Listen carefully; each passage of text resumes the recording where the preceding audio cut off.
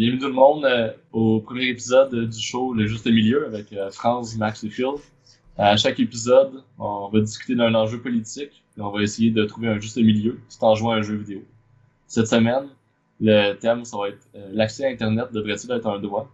Et on va aussi discuter de la neutralité du net en jouant à Transistor.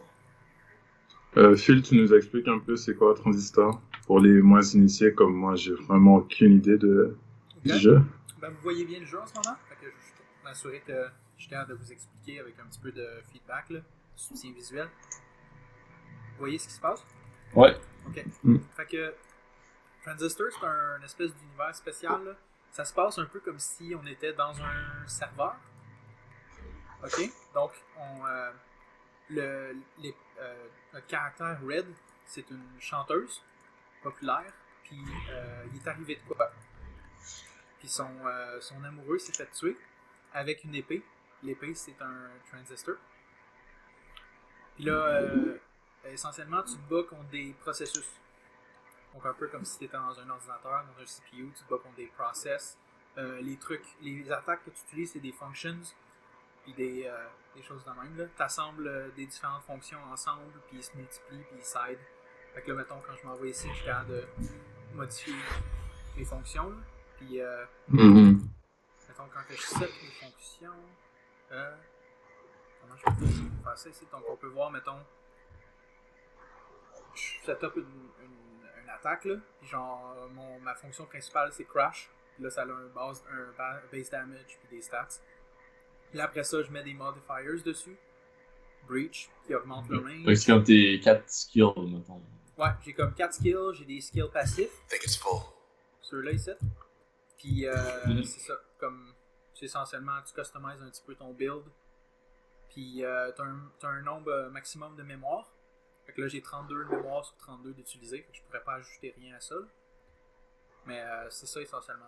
Tu build comme un set de fonctions là. Fait que là on s'en va se battre contre des bébites là, du système.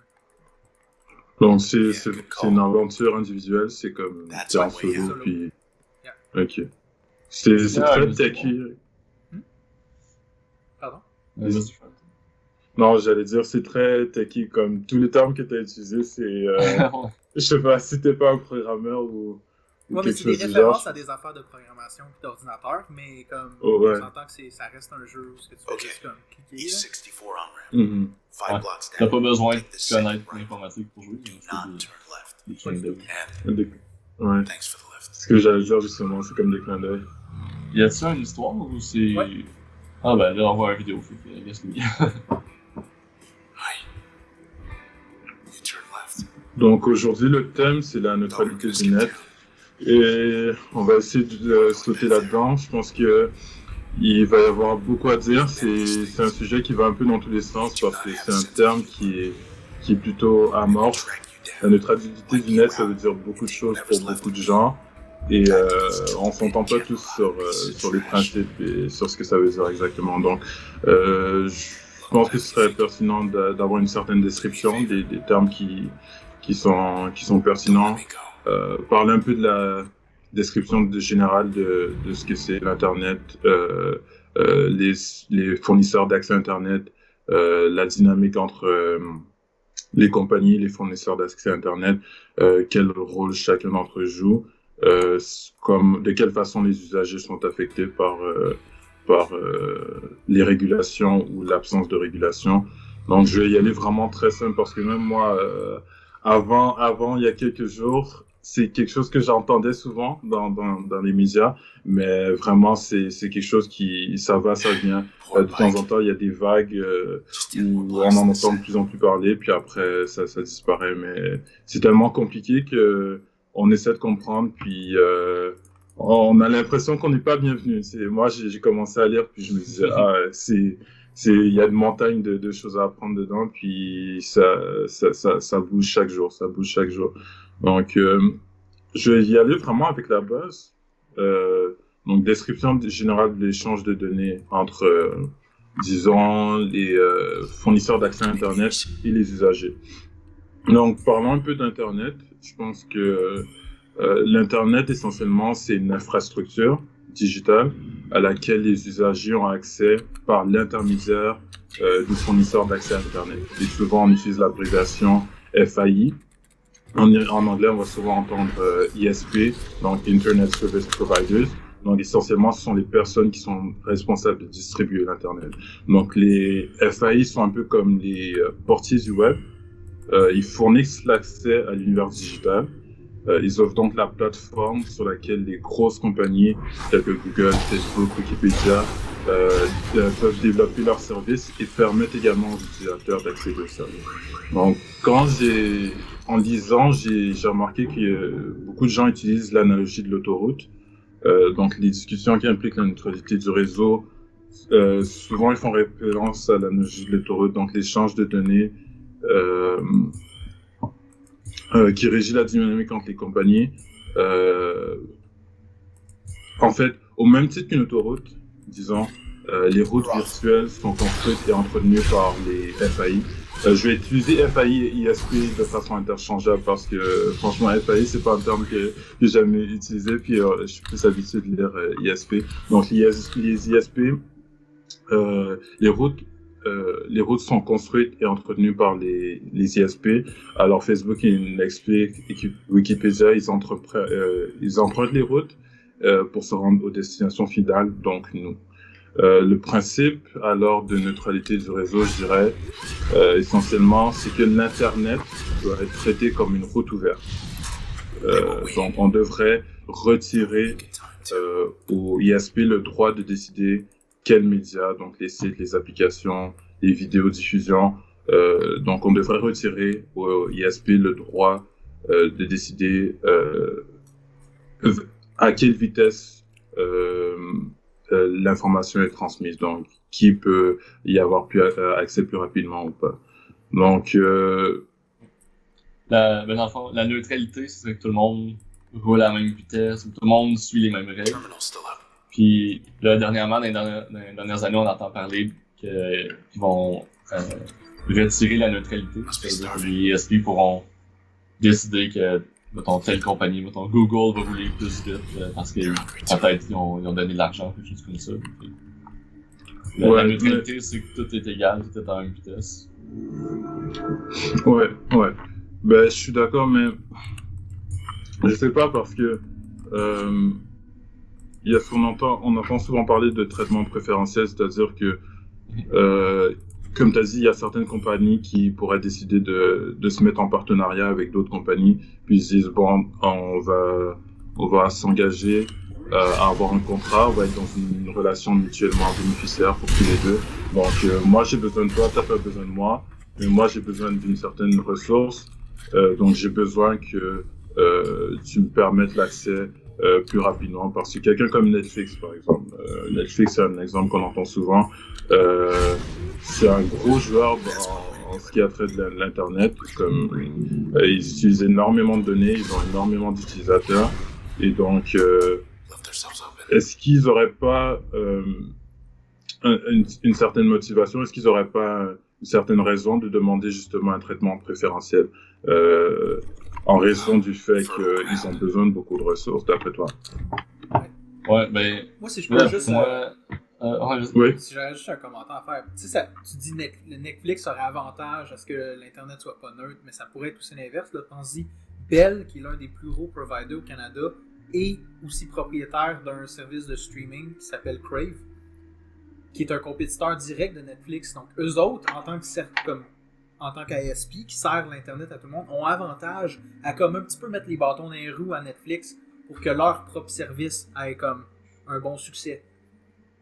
Je suis d'accord avec toi sur ce point-là, mais je pense que très souvent, c'est du cas par cas. Comme tu dis, il y a certains ISP qui ont comme des relations particulières. Donc, ils ont une compagnie, ils ont une autre sous-compagnie, ou ils ont un partenariat ou une entente avec une autre compagnie.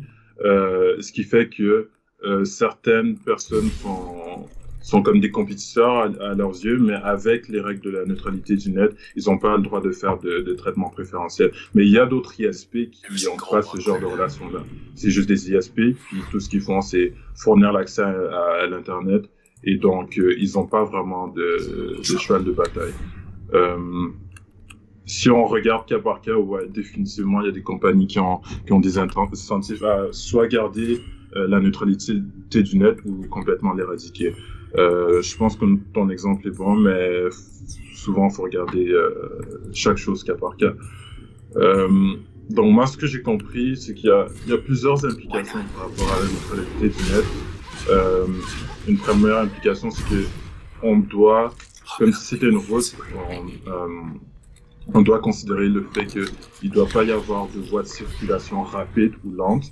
Donc, les ISP n'ont pas le droit, par exemple, de ralentir ou interdire l'accès à un contenu X ou accepter une compensation monétaire pour accéder à un contenu Y. Donc, il faut que ce soit neutre, qu'il n'y ait pas de fast lane, qu'il n'y ait pas de slow lane. Notre implication, c'est que on devrait avoir un marché compétitif. On devrait avoir un marché compétitif, donc le marché devrait être équitable pour les compagnies qui sont déjà établies. Par exemple, on n'aime pas qu'on ait accès à un site Y qui représente un compétiteur. Ça, c'est pas quelque chose qui est idéal. Par rapport à la compétition, je sais pas. Je pense que ça va vraiment dans les deux sens. Est-ce que c'est encore Mac? Est-ce que le fait que les lois de la neutralité du net soient établies encourage ou inhibe la compétition? Ben, je pense que mon feeling initial, c'était que si on est neutre, c'est plus facile de compétitionner parce que là, comme tu dis, tu peux pas avoir, disons, des gros joueurs déjà bien établis là, comme YouTube qui paye déjà de l'argent pour avoir des traitements préférentiels. Ouais. Mais je suis pas certain que, mettons, tu pars une nouvelle compagnie, tu veux faire compétition à YouTube par exemple, puis comme si le net est neutre, faut que tu compétitionnes, faut que tu sois aussi bon qu'eux, puis y a pas comme de compromis que tu peux faire, alors que si Internet pas neutre, là tu pourrais dire que mettons notre service il doit être de meilleure qualité, plus cher, ou moins bonne qualité, ou moins cher, puis avoir des compromis comme ça. Ou par exemple, on entend souvent parler que y a pas tant de fournisseurs Internet que ça, tu sais. Je sais pas, là au Québec on a genre Bell, Vidéotron, puis je sais pas trop quel autre. Puis T'as fait le tour. Ouais, ben, je pense qu'il y a d'autres, désolé de te couper, je pense qu'il y a d'autres petits fournisseurs d'internet, mais vraiment c'est régional, puis ça dépend de où est-ce que tu es situé géographiquement, parce que c'est vraiment si belle, puis Vidéotron qui ont le monopole. D'autres fournisseurs internet, c'est juste que si tu veux de l'internet aux vitesses, t'as pas le choix d'y aller avec Vidéotron ou Bell. Ouais. Si tu vas il y en a beaucoup qui utilisent le même réseau en arrière. Et comme des compagnies que c'est comme la compagnie a un nom différent, mais dans le fond, en arrière, eux, ils payent Vidéotron pour utiliser leur réseau, ils payent pour utiliser leur réseau. Fait que le matériel, c'est le même câble, là, on pense par le même fil. Mais c'est peut-être une raison pourquoi comme Internet est quand même cher ici au Québec, là, comparé au monde. Puis, pourquoi il n'y a pas beaucoup de compétition? Peut-être qu'une des raisons, c'est qu'il y a beaucoup de régulation, puis c'est dur d'embarquer dans ce marché-là, parce que la barrière d'entrée est vraiment élevée. Faut que tu sois aussi badass qu'Amazon, Vidéotron pour être capable de... Ouais, donc tu veux dire compétition par rapport aux fournisseurs d'accès Internet? Ouais, le fournisseur lui-même pourrait dire, écoute, nous on est nouveau, Max Inc, là, on est nouveau dans le marché de l'Internet, mais on offre Internet peut-être moins ouvert à tout, peut-être c'est juste les besoins de base, genre t'as juste tes emails, puis tu peux écouter un peu YouTube, puis aller sur Wikipédia, mais ça coûte 10$ par mois, mettons, au lieu que ça coûte 50$, parce que c'est ça, on va faire un trade-off là, sur la qualité versus le prix. Puis Ouais. si on enforce par la loi, tu sais, la neutralité du net, je pense que ça peut couper certaines opportunités ou même qui auront juste jamais lieu, tu sais, ça fait encore moins de compétition dans ce marché-là. Ouais. C'est pas nécessairement mauvais la neutralité du net comme principe. Je pense que ça devient... Où j'hésite, c'est quand on parle qu'il faut que ça prenne des lois, tu sais, pour l'assurer. En Ouais. tant que consommateur, moi je voudrais... moi j'aime ça lire sur plein d'idées différentes. Fait que c'est sûr et certain 100% que j'achèterais pas mon internet chez Max Inc. si eux ils couperaient telle opinion. Mettons que si t'es Ouais. Québec solidaire, là, t'es banni de ce réseau-là, ben j'achèterais pas sur internet-là, parce que je veux entendre les opinions de tout le monde. Ouais. Justement, la censure. Il n'y aurait pas de censure. J'achèterais pas de la censure. Mais Ouais. il y en a qui ont pas ce besoin-là comme moi, tu sais, puis ça leur dérange pas de rester un peu plus dans leur but. C'est une option de plus, ou c'est une liberté de plus qui aurait si on n'a pas la neutralité du net. Une loi. Là. La censure, c'est un sujet qui fait souvent surface. Le fait que certaines compagnies, les ISP principalement, parce que c'est eux qui sont les gatekeepers entre guillemets de l'internet, puisqu'ils fournissent le service. Sans la neutralité du net, essentiellement, ils auraient le libre arbitre carrément sur ce à quoi les usagers ont accès. Donc, s'ils ont des motifs politiques, s'ils ont des biais politiques, s'ils ont des intérêts politiques, et soyons honnêtes, je pense que la plupart des compagnies, sinon la totalité des compagnies, ont toujours d'une certaine façon un motif politique. Donc, s'ils ont ces motifs-là, ils auraient alors le droit, sans la neutralité du net, de l'exercer sous forme de censure.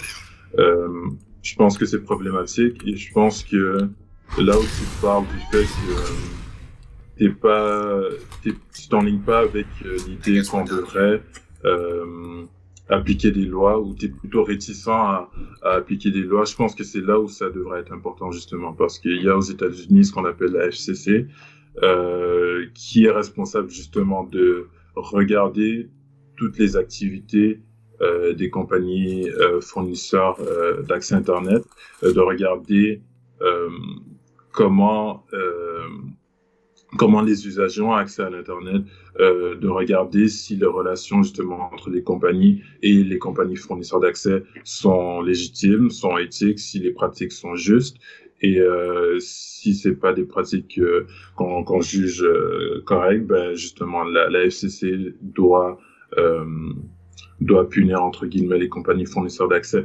Mais donc je pense que dans un monde parfait, parfait peut-être pour toi, je sais pas. En ce moment, c'est Ajit Pai qui est à la tête du FCC, puis lui, il aime beaucoup les compagnies.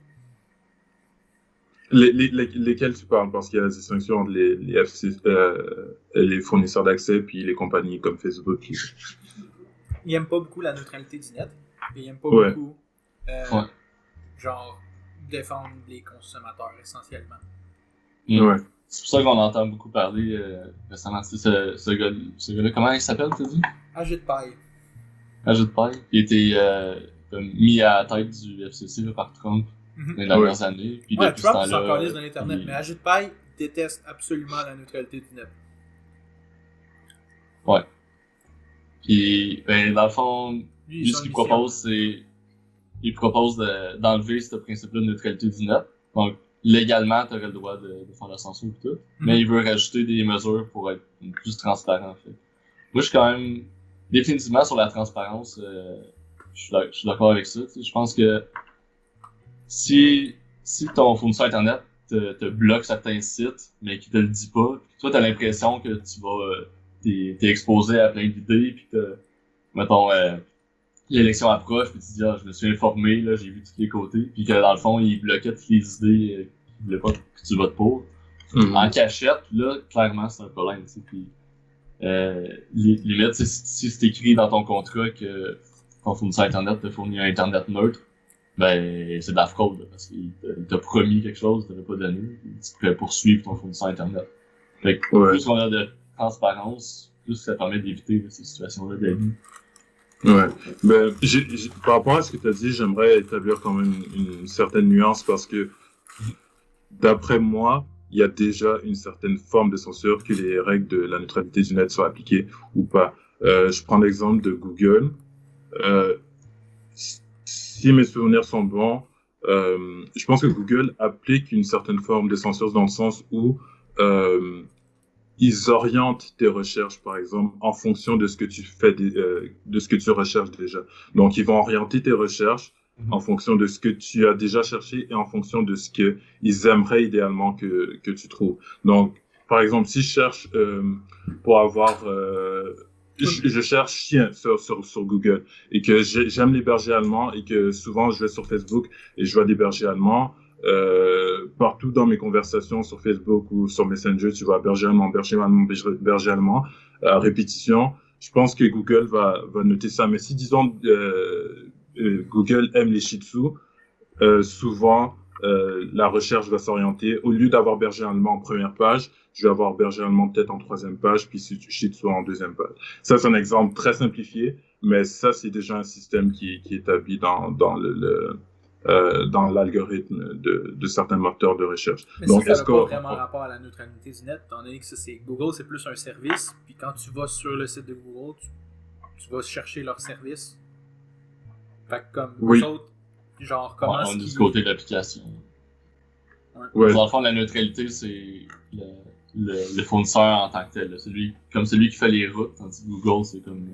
Ouais, non, c'est celui qui utilise les routes. Mais ce que je veux dire, c'est que on avait établi plutôt qu'il y a des fournisseurs d'accès qui ont une genre de relation incestueuse avec des compagnies. Donc, non seulement c'est des fournisseurs d'accès, mais en plus c'est aussi ils ont un partenariat avec une compagnie, donc ils ont un conflit d'intérêts. Donc, disons que Google, si Google avait une autre compagnie qui était un fournisseur d'accès, là ça deviendrait problématique. Je sais pas si tu vois un peu. Tu vois un peu le parallèle? Moi, j'aurais peut-être un point à ajouter. Oui. Je dis, toi, Max, tu dis que si jamais on fait en sorte que on augmente la transparence, puis je suis d'accord avec augmenter la transparence, c'est une bonne chose. C'est jamais une mauvaise chose pour les compagnies d'être plus transparents avec ses consommateurs, ça c'est sûr. Mais en allant avec une approche où ce que tu dis, ok, les compagnies à cette heure doivent être transparentes. Donc, ils doivent le dire, mettons, on va ralentir ta vitesse si tu utilises Netflix, puis on va, tu sais, whatever, n'importe quelle autre chose qu'ils vont faire, ou ils vont te le dire, mettons, on fait telle chose. Pas tout le monde a le choix. Tu dis comme si tu avais le choix de dire, mettons, je vais aller avec ce service-là ou ce service-là. Si tu vis dans une grande ville aux États-Unis, tu as la possibilité de choisir, mais la majorité du temps, là, pour beaucoup de monde là, aux États-Unis, puis je suppose que ça doit être similaire comme ça au Canada, t'as pas vraiment le choix. T'as Comcast, pas Comcast, mais Comcast ouais. et that's it. C'est tout, là. Verizon, si jamais t'es pas content... Ouais, mais il y a des places où t'as Comcast et Verizon, mais il y a des places où t'as juste Comcast. Fait que si t'arrives et t'es comme, ok, mais je suis pas d'accord avec la manière que mon fournisseur Internet fait sa business, ben tu peux pas voter ailleurs, comme t'as besoin d'Internet pareil, t'es obligé d'aller chercher l'Internet de marde qui est ta seule affaire. Fait que c'est important que des organisations comme la FCC, la CRTC, mettent l'effort nécessaire pour que les compagnies tiennent leur Internet à un certain standard, qui n'aillent pas en dessous d'un certain barème qu'on détermine, comme quoi tu peux pas donner une vitesse préférentielle, tu peux pas commencer à empêcher une compagnie ou un site web à comme provider ses services, des choses comme ça, parce que quand tu dis, ok, ben là, on va laisser les compagnies être transparentes, ben comme ils peuvent être transparentes, puis comme, genre, être vraiment dick en même temps, là. On va ralentir la vitesse de Netflix, mais nous autres, on veut que tu ailles sur Crave. Fait que la transparence, ça va pas. Puis que t'es pas capable d'aller ailleurs. Ben, on dit, s'il y a un monopole, mais il y a un monopole. Vidéotron, là, comme c'est une minuscule compagnie à côté de Bell, là. Il y a vraiment juste Bell qui offre un gros service Internet au Québec, là. Puis Vidéotron, c'est juste l'autre petit à côté, là, qui est comme, il fait son mieux, là. Puis c'est drôle de dire ça, le petit, parce que c'est québécois, là, mais oui, c'est exactement ça. Puis ça prend des grosses compagnies comme ça pour fournir de l'Internet. Toi, tu dis, je veux partir ma compagnie, puis juste offrir comme, tu sais, basic email, basic C. Comme tu as besoin de la même infrastructure. Tu peux pas vraiment te lancer en business de même. Je comprends ce que tu veux dire, que ça a ça a le potentiel d'empêcher certains business ventures, mais moi, ce genre de business venture-là, ça m'intéresse pas. Le genre qui commence à faire du préférentiel, puis...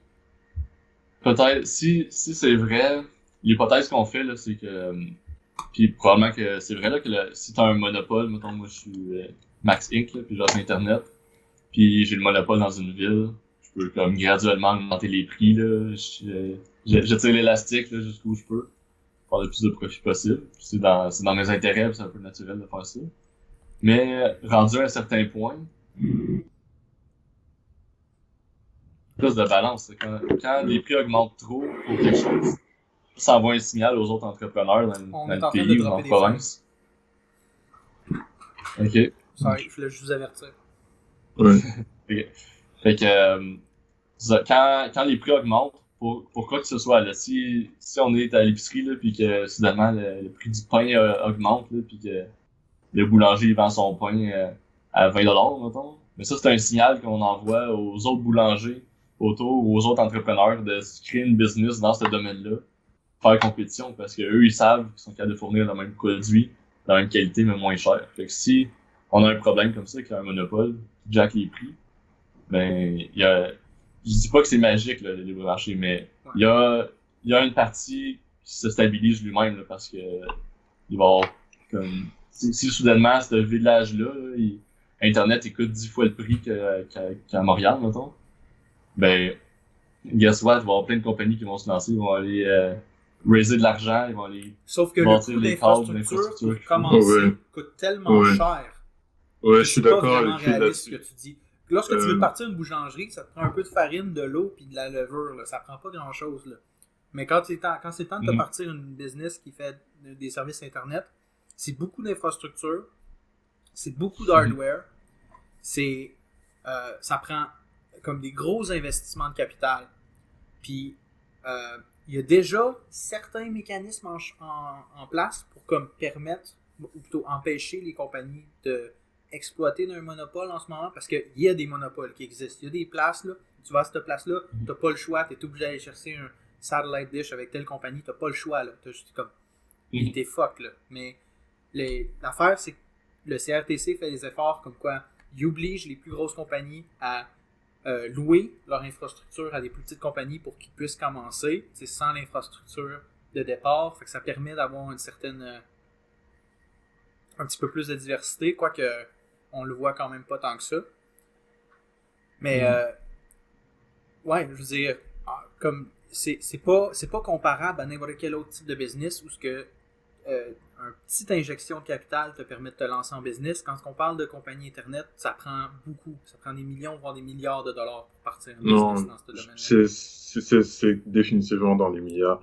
Je suis d'accord avec toi, Phil, parce que ce que j'ai remarqué, c'est que beaucoup de compagnies qui sont déjà établies, en tout cas historiquement par rapport aux États-Unis, c'est des compagnies qui étaient déjà dans la télécommunication, parce que auparavant, disons dans les années 20, quand on s'est rué vers la course pour développer les compagnies de téléphone, pour installer les lignes téléphoniques, donc des poteaux électriques, tout ça, c'était une initiative individuelle, c'était des compagnies privées qui ont décidé que on va fournir l'accès aux usagers pour qu'ils puissent utiliser leur téléphone, mais le gouvernement s'est rendu compte que l'accès à un téléphone c'était tellement important qu'il fallait qu'il régule d'une certaine façon le comportement de ces compagnies-là, parce qu'il a vu que c'était tellement omniprésent dans la vie des gens que si on laissait les compagnies privées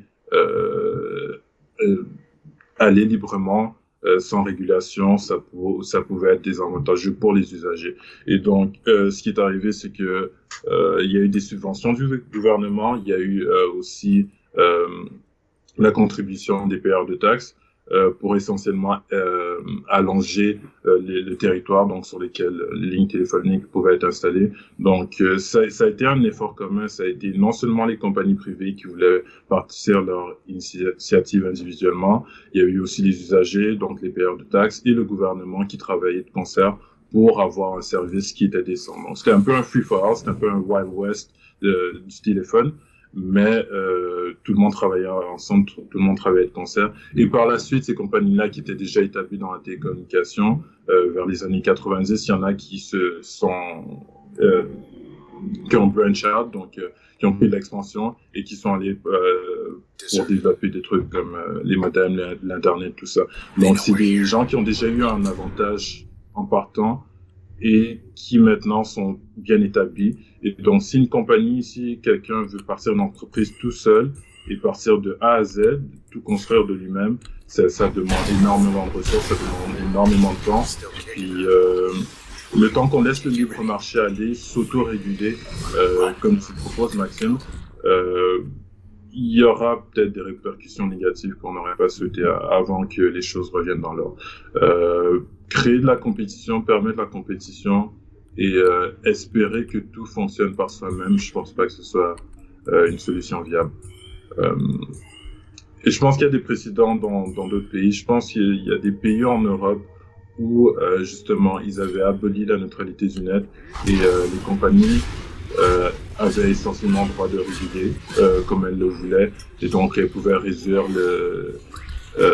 la vitesse de streaming pour certains sites, pour certaines applications, pour certains services.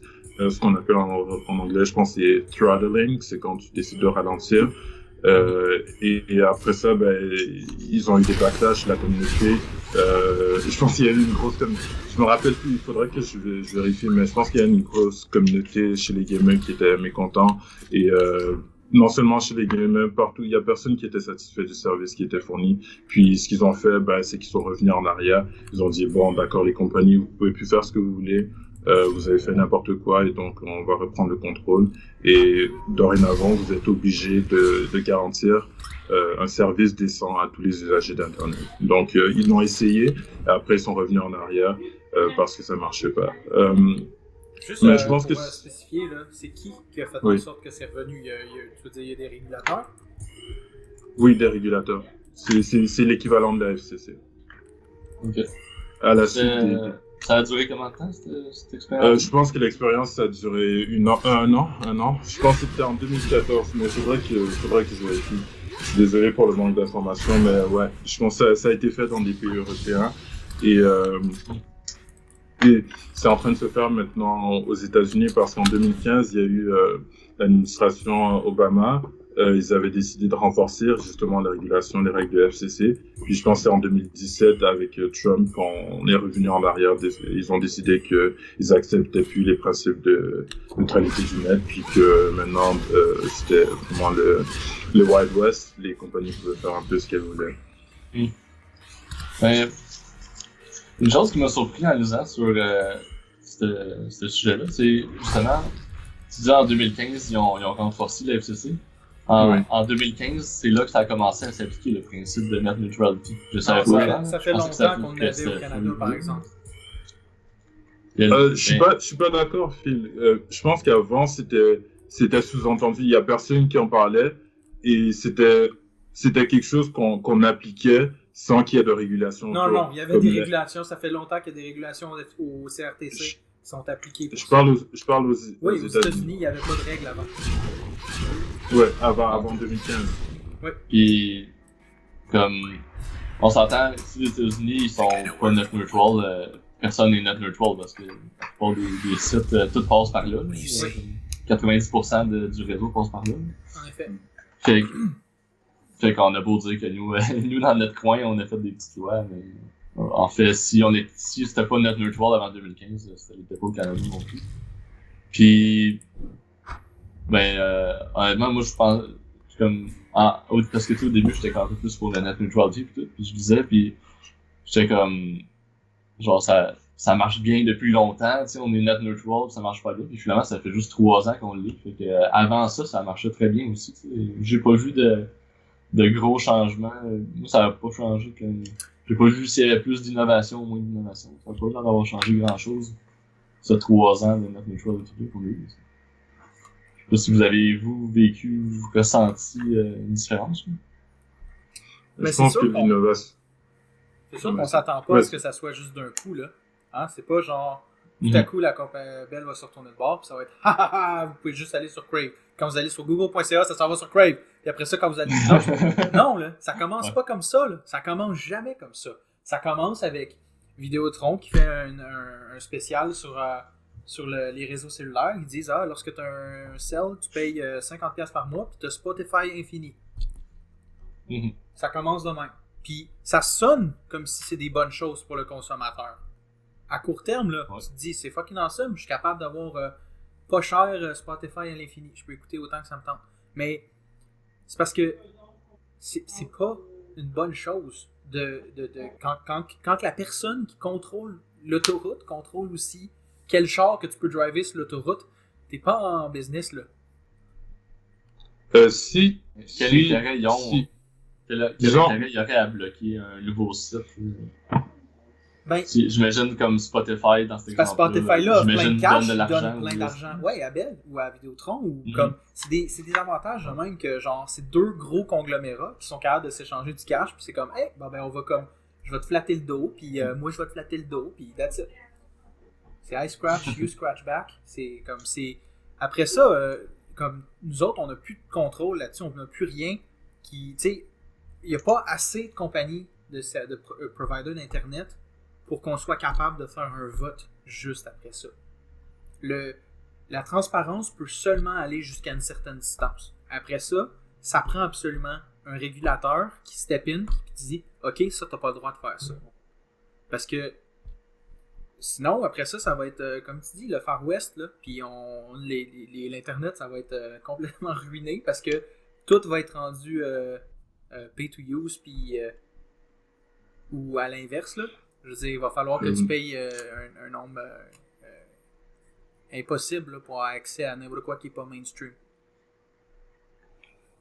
Phil, j'aimerais appuyer ce que tu dis en disant que je pense que c'est possible que justement les fournisseurs d'accès Internet décident un peu ce qu'ils veulent par rapport à la censure, par rapport à l'accès à certains sites.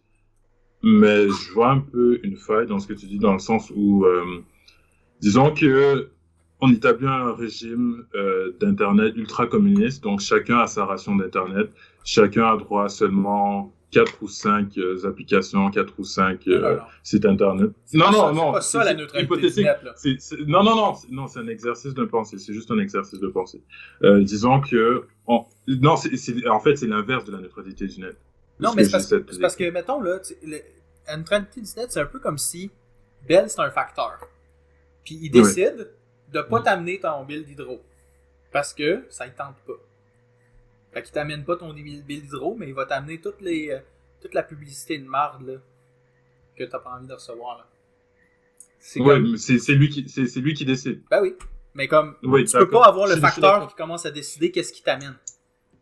Il est juste censé t'amener les lettres qui sont adressées à toi. Puis t'es censé envoyer des lettres, puis il est censé les amener à sa destination. Il est pas censé commencer à prendre de décisions. Je suis d'accord avec toi. L'ASP, c'est un facteur de l'Internet. Mais moi, je suis pas d'accord. Il n'y a pas de décision à faire. C'est une bonne analogie.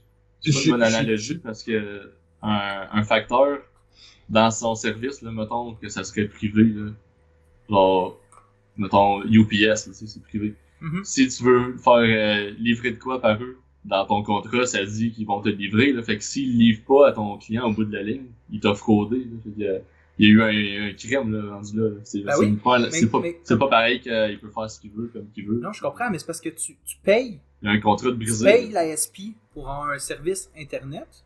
Puis le service Internet, c'est juste ça que tu es censé avoir. Tu n'es pas censé avoir un service de Netflix plus Spotify, puis après ça, that's it, là. Puis le reste, c'est comme c'est 5$ du gigabit, là.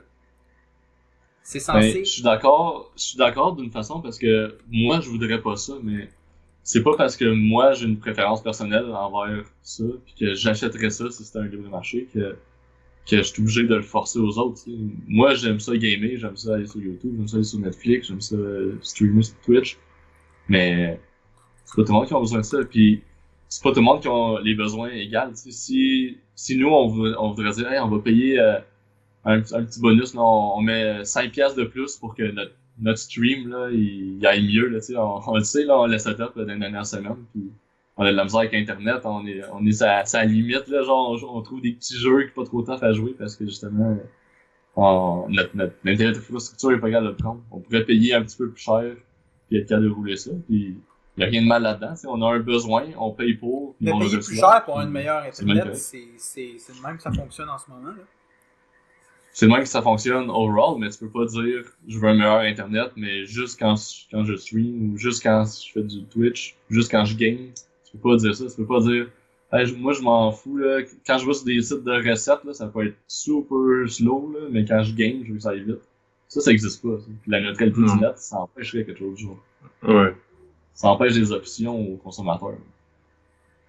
Mais on peut théoriser dans deux bords, on peut imaginer qu'il va y avoir des grosses conspiraties puis que tout va aller vers le mal, mais il y a aussi du bien. Là, mais c'est de permettre aux compagnies d'être compétitives. Ouais. Puis tu peux être compétitif en te démarquant comme ça, en disant hey, nous, guess what, à Max Inc, là, si t'es un gamer, c'est là que tu vas parce que comme je fais pas toujours pour des pièces d'ordi, là, pis tu m'aides, pis tu sais, ok, telle compagnie est réputée pour tel processeur, on sait qu'il va être bon pour gamer, mais tel autre, il va être bon pour autre chose. C'est correct que des compagnies se spécialisent et qu'ils soient pas bons dans tout. C'est un prix, un one size fits all. Là, comme ma grand-mère, là, qui a juste besoin de checker ses emails, avoir un peu sur Facebook, checker des sites de recettes, tout ça. Elle a pas besoin d'un accès HD de luxe, là, puis pouvoir gamer à côté. Puis c'est correct, on a des besoins différents. Comme le câble, comme la télé, genre, moi je l'ai pas le câble.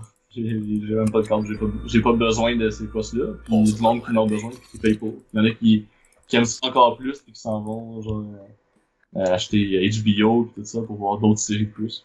Mais je vois pas pourquoi on aurait besoin de dire hey, neutralité de la télé, là, puis si t'as une télé, puis tu payes l'abonnement, tu peux voir tout ce que tu veux.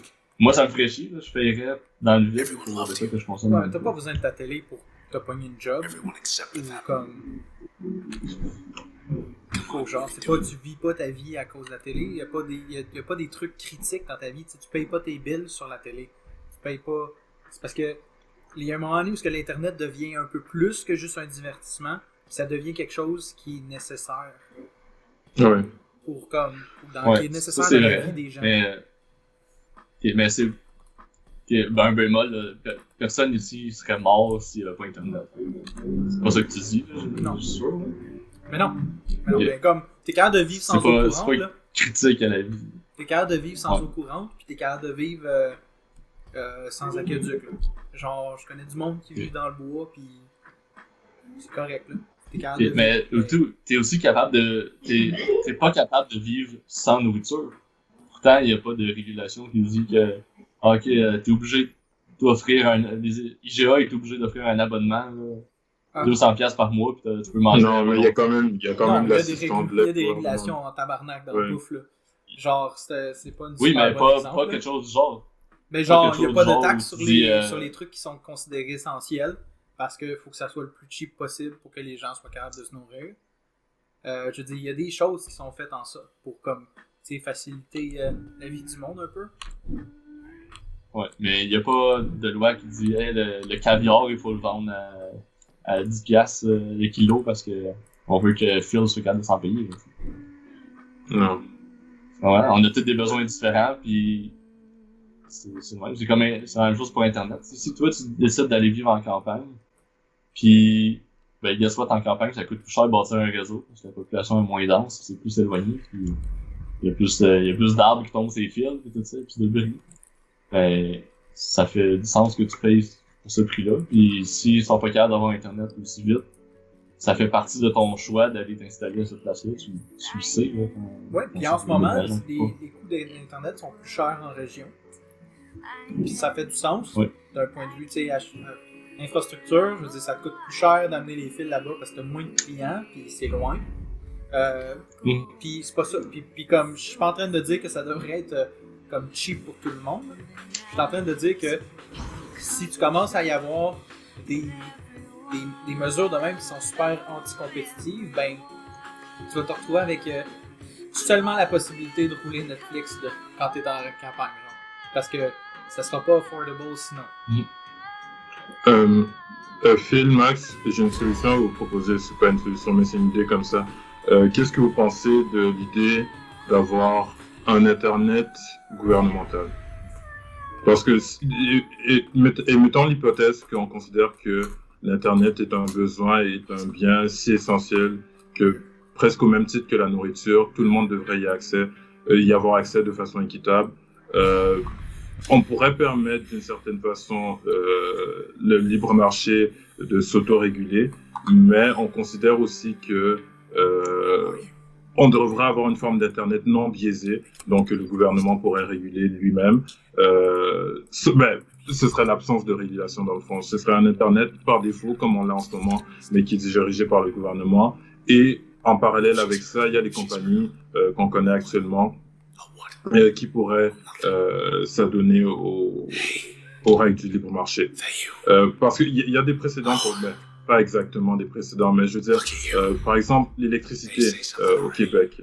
Avant, dans le passé, je pense que c'était des compagnies privées.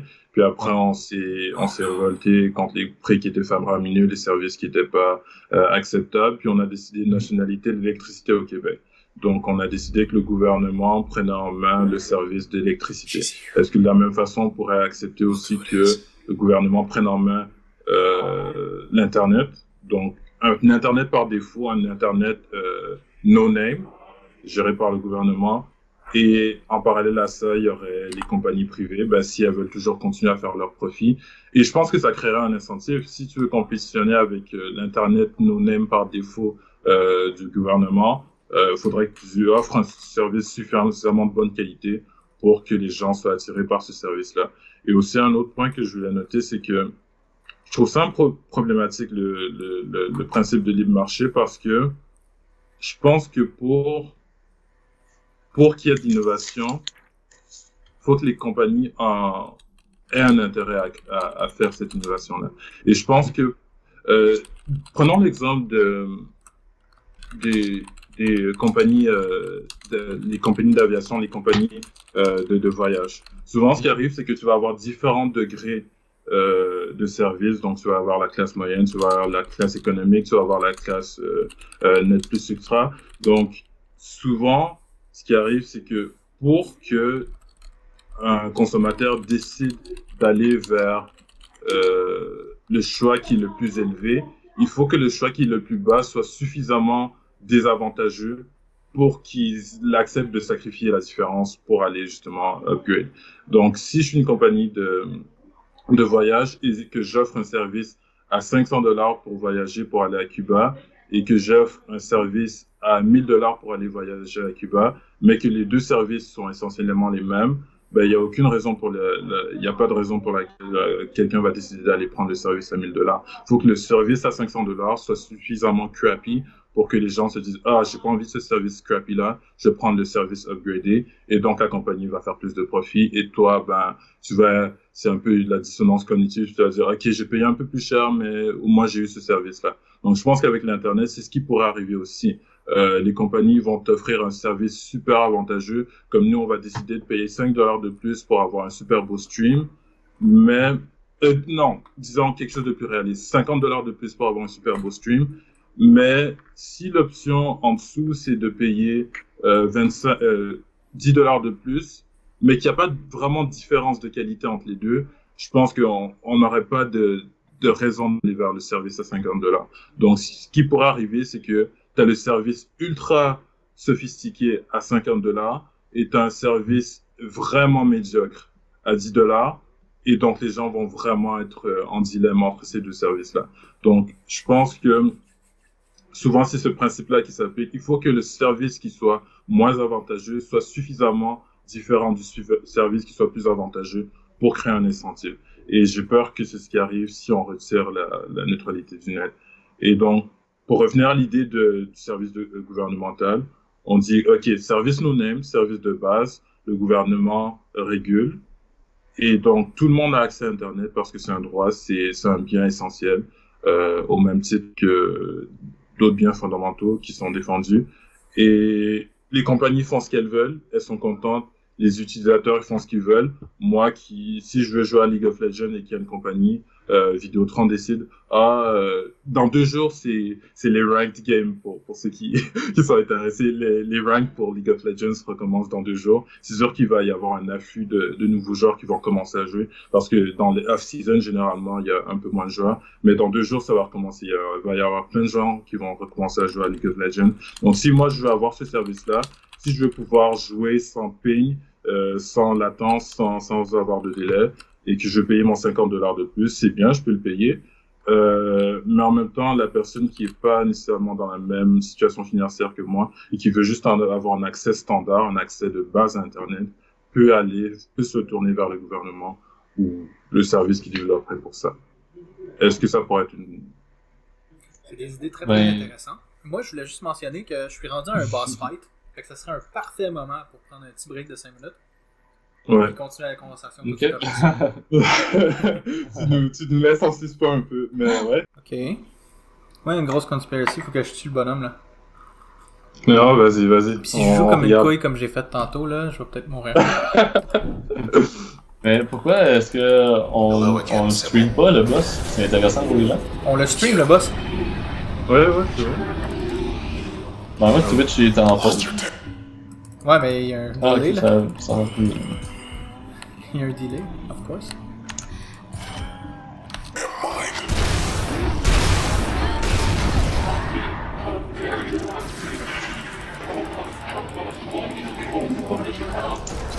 She's back.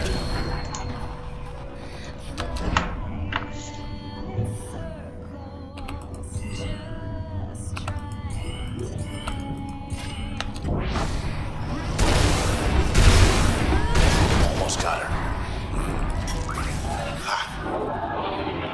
C'est bon.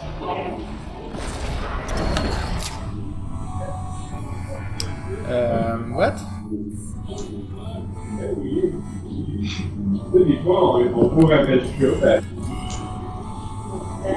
Ok. Il y a du gros son de background. Y a-t-il quelqu'un qui fait de l'action? Y a-t-il un party? Max? Non, c'est pas moi. Ok.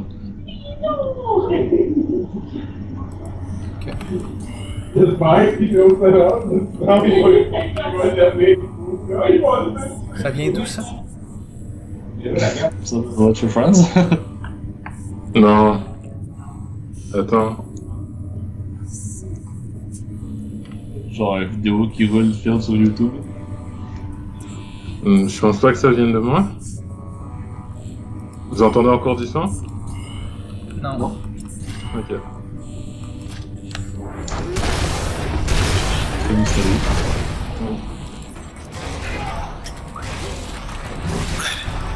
Merde. She's patching up. It's good.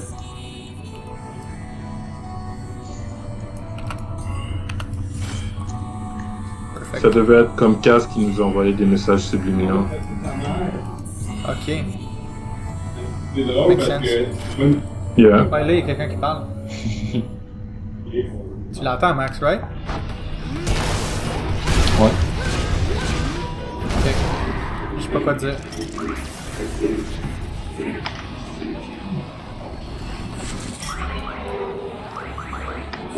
She's finished. Ouais, c'est bon. C'est dans ton jeu. Her trace. Mais là, il y a du son dans mon jeu. Hello, Mais again, comme- Sybil. J'entendais autre chose, là. Camerata friends. I want you to tell us where they are. Do you understand? Alright.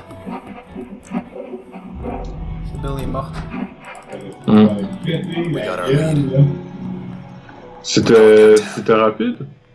Ouais, c'est le Process premier waiting boss. for us. Ok. Puis j'ai enlevé tous les limiters. Peut-être que je devrais en rajouter une couple. En même temps, j'avais C'est des- bien de la misère quand je jouais avec les limiters l'autre fois. Là. C'est quoi, c'est des handicaps, genre? Ouais. Mais comme, Ok. genre, c'est pas juste là.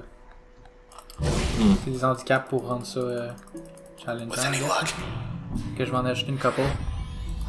Y a-t-il des handicaps que vous pensez? Fait que là, je vais vous dire les handicaps, ça me tente. Puis vous pouvez me décider à ma place c'est quoi que je vais souffrir. Parce que moi, j'ai pas envie de les choisir. Ça ressemble à quoi?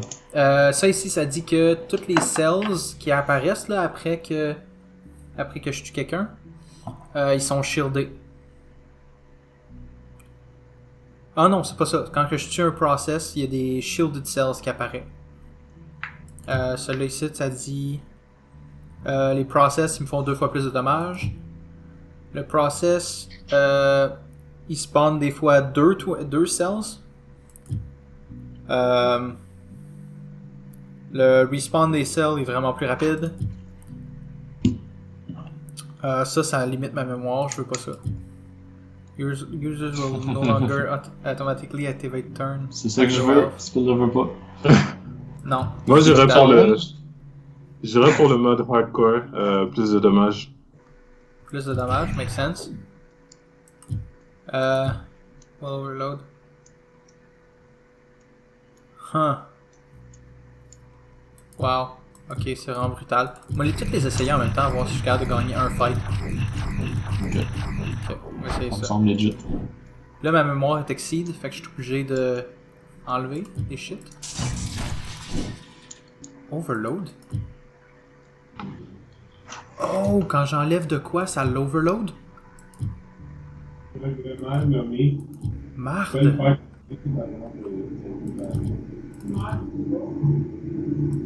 Je peux plus enlever les fonctions. On entend encore du monde parler, c'est bizarre. Ouais, je sais pas. Est-ce que, à l'arrière de toi, Phil, il y a genre de télé qui roule? Non, je vois dans ta caméra. Il y a pas de télé. Non, mais moi c'est silencieux tête. Puis comme de toute façon mes earbuds sont pas assez forts pour comme bloquer le son là.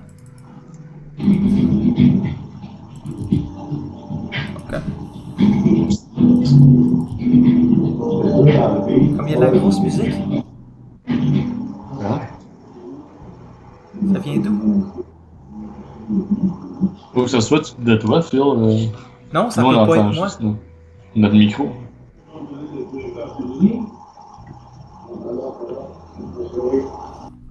2 secondes.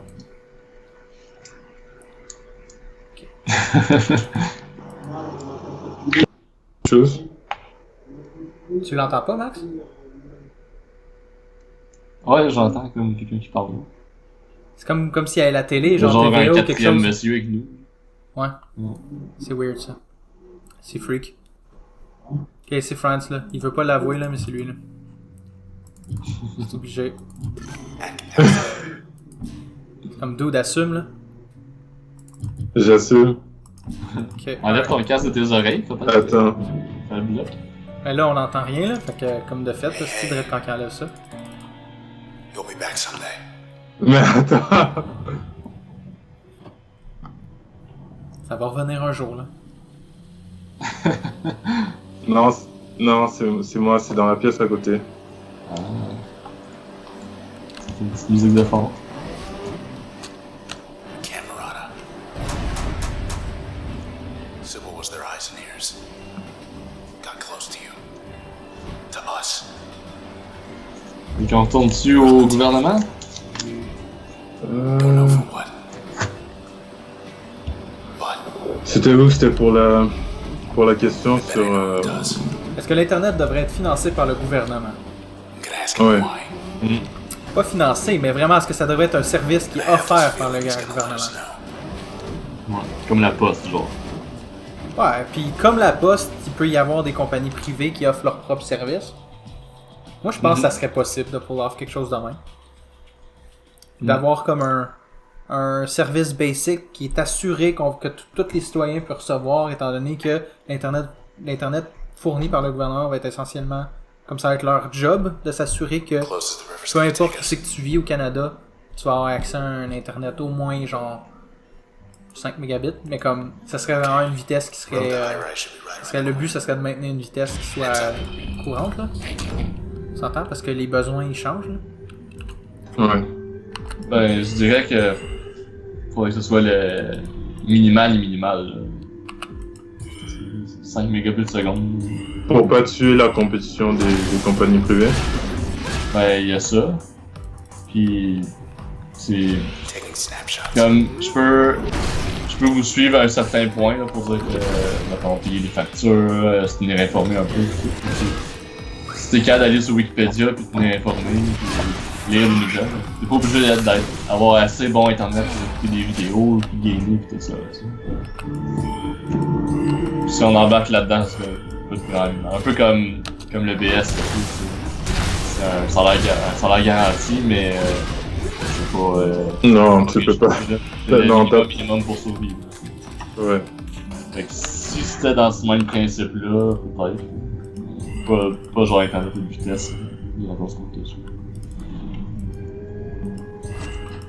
Mais. Je pense que c'est pas vraiment ça Comme, le débat. le problème, ouais. si c'était trop bon, Non. ça ferait de la compétition injuste. Là. C'est comme. Si tu trouves qu'il n'y a pas beaucoup de fournisseurs internet en ce moment, il y a soit tu en auras encore moins là, si tu rajoutes un compétiteur non juste là, comme le gouvernement. Ouais. Qui paye pas le vrai coût de ce qu'il achète là. Mais, ok, j'ai une question, Phil et Max. Si on retire la neutralité du net, vraiment, on la retire au complet, il n'y a aucune régulation et que c'est le Wild West, et que t'as les compagnies qui fournissent l'accès Internet qui décident, par exemple, d'offrir seulement certains services comme Spotify, Netflix et Instagram, Facebook. Donc, tout ce que tu achètes, ça vient en package. Puis, Phil, t'avais mentionné le problème du fait que, justement, il n'y a pas beaucoup de compagnies de fournisseurs d'accès, donc t'as pas vraiment le choix. T'es obligé essentiellement d'aller seulement chez la seule personne qui fournit ça. Mais dans l'éventualité où on retire la neutralité du net, une compagnie qui veut offrir un service Internet pourra pas offrir seulement un package d'Internet. Ça ferait aucun sens. Disons que tu vis dans une région éloignée, ou même si tu vis dans une région qui est peuplée, et que on pense au fait que tu peux seulement avoir l'internet dans des packages. Une compagnie qui a le monopole va pas seulement offrir l'internet dans des packages. Je vois pas comment ça pourrait être réalisable. C'est clair que les gens vont trouver ça outrageux, puis qu'on va revenir en arrière. D'après moi, c'est juste pas envisageable. Donc, je suis pas tant préoccupé. C'est ça que j'hésite à rentrer dans les lois là-dessus aussi, parce que il y a une pression des consommateurs et tout, là. On sait qu'est-ce qu'on veut. La preuve, c'est que on est pas mal, la population en général est sa clôture sur le rendre légal ou pas, il y en a neutralité. Ça veut dire que ça nous concerne, là. Tout le monde est intéressé par ce sujet-là, puis tout le monde va checker. C'est bon qu'on les surveille, les fournisseurs internet. Je pense que j'hésite à dire qu'il y a une loi qui va les forcer à utiliser leurs ressources privées pour le bien public, comme que le bien public décide. Moi, c'est là que j'hésite. C'est bon qu'il y ait de la transparence, c'est bon qu'on échange d'informations sur eux, qu'on les surveille. Puis s'il y a des abus, qu'on aille chez les compétiteurs. Là. Supposément qu'il y a des compétiteurs, là. Vous allez dire qu'il y en a peut-être pas tout le temps. Ouais. Pas souvent. Mais Phil, ton argument est valable, mais comme le scénario m'apparaît juste absurde. Le scénario, quel élément de mon scénario que t'aimes pas? Un scénario où il y a une compagnie qui a un monopole et qui décide d'offrir seulement un package de services. C'est clair qu'ils... Mais non, c'est pas ça qu'ils font. C'est qu'ils t'offrent genre, t'as ce service-là de merde, puis après ça, t'as cet autre service-là qui est un petit peu moins de merde, puis après ça, t'as... Puis là, c'est juste, à un moment donné, c'est comme... ben oui, là, il te l'offre, qu'est-ce que tu veux. Peut-être. Pas tout le temps, mais mettons. Mais c'est juste que il va falloir que tu payes 4 fois le prix pour l'avoir. Parce que si tu payes pas 4 fois le prix, sinon c'est... le même dans tout. Ben oui, l'utilisateur payeur, c'est le même dans tout le reste des choses de la vie. Tu veux dire en termes Là, tu peux payer plus cher pour avoir une meilleure qualité. Ouais. Une autre version du produit meilleur. Oui, non, je comprends ce que tu veux dire. Tu peux t'acheter un petit char usagé à 2000$ ou tu peux t'acheter un char à 80 000$. Ouais, sauf que si le char, tu décides de pas t'acheter... C'est parce que, genre, t'as le choix d'aller choisir le char que tu veux parce qu'il y a une abondance de chars puis de concessionnaires occasion. Comme tu veux aller t'acheter un char pas cher, tu peux. Tu vas aller t'acheter une fucking Bugatti, tu peux. Mais là, le problème, c'est qu'après ça, quand t'as juste une compagnie qui vend... sur le fait que... On est d'accord sur le fait qu'il n'y a pas beaucoup de compétition dans ce marché-là. Puis c'est un problème. Je pense qu'on n'a pas la même solution, là, mais on a le même problème. Ouais, non, mais l'affaire, c'est qu'il n'y a pas de solution à ce problème-là. Les monopoles se créent naturellement pour ces affaires-là. Pour l'Internet, il y a juste tout le temps des monopoles qui se créent. Puis il n'y a pas rien qu'on peut faire par rapport à ça. Là. Il va falloir qu'on apprenne à comme maintenir un certain équilibre avec les monopoles qu'on veut pas, mais qu'on est pogné avec. Phil, j'irai à l'encontre de ce que tu dis en proposant que je pense que les monopoles vont s'autoréguler à cause des limites physiques de l'innovation. Je vais prendre l'exemple des ordinateurs. Les ordinateurs dans le passé, c'est un exemple qu'on utilise souvent, ça pesait 2000 tonnes. Maintenant, si tu achètes un ordinateur, on s'attend à ce que ça pèse pas plus qu'une dizaine de kilos. Une dizaine de kilos, je pense que j'exagère, c'est beaucoup. Mais ce que je veux dire, c'est que avec l'innovation, on va atteindre un certain cap, on va atteindre un certain degré, un certain standard de qualité. Si bien que tout ce qui est en dessous de ce standard-là n'aura plus aucune raison d'être. Donc, si tu vas dans un magasin maintenant, puis que quelqu'un veut te vendre un PC qui pèse 2 tonnes et il veut te le vendre à $4000, tu vas le regarder avec des gros yeux, puis tu vas juste aller chez quelqu'un d'autre. Donc, je pense qu'à un moment donné, ça va être la même chose pour l'Internet. On est limité, présentement, on est physiquement limité à cause de l'innovation, mais disons qu'il y a de l'innovation qui se fait dans la rapidité à laquelle on peut streamer, dans la rapidité à laquelle on peut échanger des données, puis que on trouve des solutions pour que l'Internet soit presque instantané. C'est idéaliste, mais ça disons dérange pas si la seule personne qui peut t'offrir de l'Internet, c'est Bell. Ça fait rien, là, l'innovation, là, si la seule compagnie qui peut t'offrir de l'Internet, c'est Bell. Oui, mais alors elle pourra pas te servir un prix faramineux pour un service de basse qualité, parce que le standard ce sera de la haute qualité. Oui, mais le standard, il y a aucun... les technologies. Oui. Plus les technologies sont meilleures puis moins chères, plus il y a des chances qu'un compétiteur arrive dans le décor et qu'il tasse Bell. Si Bell il change pas sa façon de faire puis qu'il charge trop cher, il va perdre sa business. Mais je pense qu'il y a des choses qu'on a peut-être faites par le passé, mais ça je sais pas, là, j'ai même pas recherché là-dessus, là, j'ai une pensée, mais on a peut-être fait des régulations qui fait que c'est plus tough, qui a fait qu'en ce moment il y a moins de compétition, tu sais. Comme on parlait tantôt que les compagnies, les grosses compagnies, les premières qui ont fait le réseau physique, là, qui ont bâti les poteaux, qui ont mis des fils. Gouvernemental. Ouais. Ok, ben ça, déjà là, c'était un problème, parce que faudrait, ou à moins que le prochain, il faudrait s'assurer qu'il y ait le même financement pour pouvoir continuer, tout ça. C'est un genre de cercle vicieux, là. Ouais, mais tu parles tu parles de reparation, du genre que ça fait des dizaines et des dizaines d'années, et ils sont déjà établis comme, c'est injuste, mais c'est ce que c'est, on peut pas y faire grand chose. Elles sont déjà établies. Un mal n'annule pas un mal. Mais là, on se dit, ok, vous avez bâti quelque chose de tellement utile là, que genre, c'est tellement bon pour le village, là, vous êtes les seuls à l'avoir fait. Là. Comme punition, comme récompense, mais comme punition, on vous force à partager votre réseau physique avec les autres. Puis que d'autres personnes puissent utiliser le même câble puis le vendre sous leur nom, puis avec leur forfait à eux. Ça fait le contraire d'un incitatif, là, ça fait... en tout cas, ça décourage les compétiteurs à aller bâtir leur propre réseau. Ils n'ont pas besoin. Il y a une loi qui dit que Bell, t'es obligé de partager ton réseau comme à un prix raisonnable ou whatever, je sais pas la loi, tu sais. Mais t'as une raison de moins pour bâtir un réseau, tu sais, ton profit que tu ferais à mettre l'argent pour faire un réseau va être moins grand parce que c'est gratuit. Ben c'est pas gratuit. Mais tu l'as à rabais, là, tu peux comme voler le réseau physique de ton compétiteur à cause que le gouvernement dit que. Je comprends ce que tu dis, mais Max, En prenant l'exemple des compagnies de télécommunications, des compagnies de téléphone, tu te rapproches de plus en plus de l'idée selon laquelle l'Internet est un bien essentiel.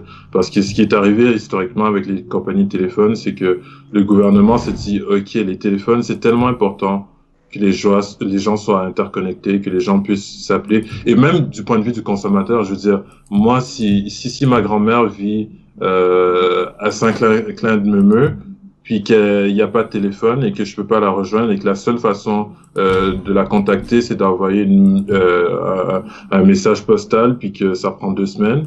Je pense que c'est pas idéal, c'est pas souhaitable pour personne. Du point de vue du consommateur, c'est bénéfique de savoir que le gouvernement appuie l'initiative des compagnies pour élargir leurs services sur le territoire du pays. Donc, Tu parlerais de subventionner les compétiteurs pour qu'ils viennent s'installer à Saint-Clinclin.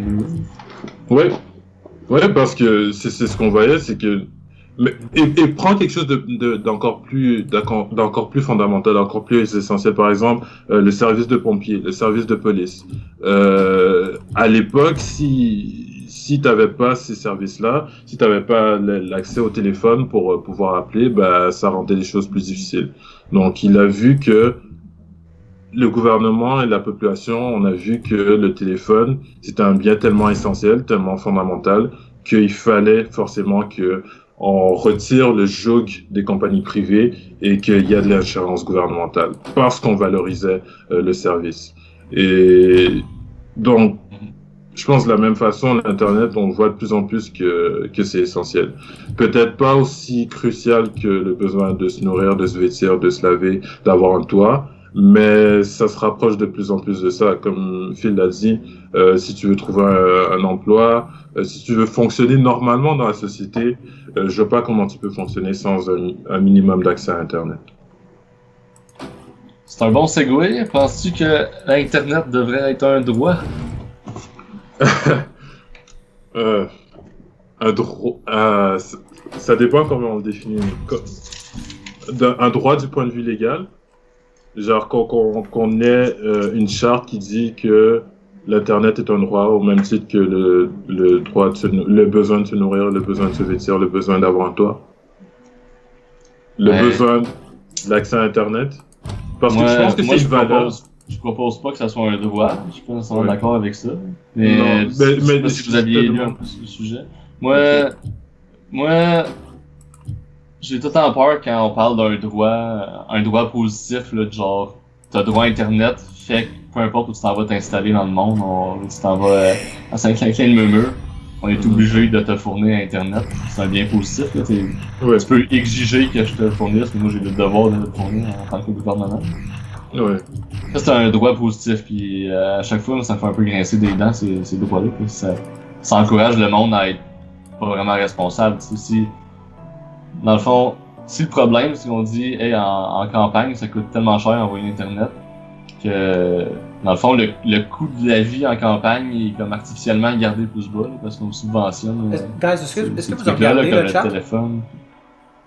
Est-ce que vous regardez le chat? Donc, Ça serait une bonne idée de l'avoir devant Twitch. votre face. Ouais, juste pour que vous l'aviez pas loin. Comme ça, vous avez qu'à d'interagir si jamais quelqu'un met des commentaires. Lily, tantôt, a mentionné qu'on avait des opinions bien diverses. Pas le temps d'écrire mon opinion à cause, vous l'avez dit avant moi, haha, vous avez bien de la diversité d'opinions, c'est le fun. Merci Lily, notre première viewer. On a 2 viewers, mais je pense qu'un des 2 c'est moi. Ouais, pis si toi t'as le chat, ouais, c'est ça. Dans le fond. C'est pas grave, c'est constructif. C'est constructif, c'est bon pour nous tous. Fait que, ben c'est ça. Je pense qu'à chaque fois qu'on va subventionner ces choses-là, on se dit, il y a un problème, telle chose ça coûte trop cher pour les jeunes, fait qu'on va leur payer. Mais là, ça fait que, ce comportement-là qu'ils faisaient, peu importe c'est quoi, là, que ce soit de ouais, le droit positif. Ouais, c'est comme, mettons, on dit, en tout cas, on n'embarquera pas là-dessus tout de suite, prochain sujet, mais c'est comme je disais, tu t'en vas en campagne, mais tu payes pas le plein prix d'aller là. Puis, tu sais, il y a rien de mal à aller en campagne, mais il y a de quoi de malsain du point de vue du gouvernement de le subventionner. Si on dit que c'est un coût à la société, plus qu'on va en campagne parce qu'on est moins dense, on peut moins donner des bons services, mais on subventionne de quoi qui coûte cher, puis là, plus qu'on le subventionne, plus le monde va y aller, plus ça va coûter cher, plus il faut le subventionner. On embarque dans un cercle vicieux, j'ai l'impression, un peu malsain.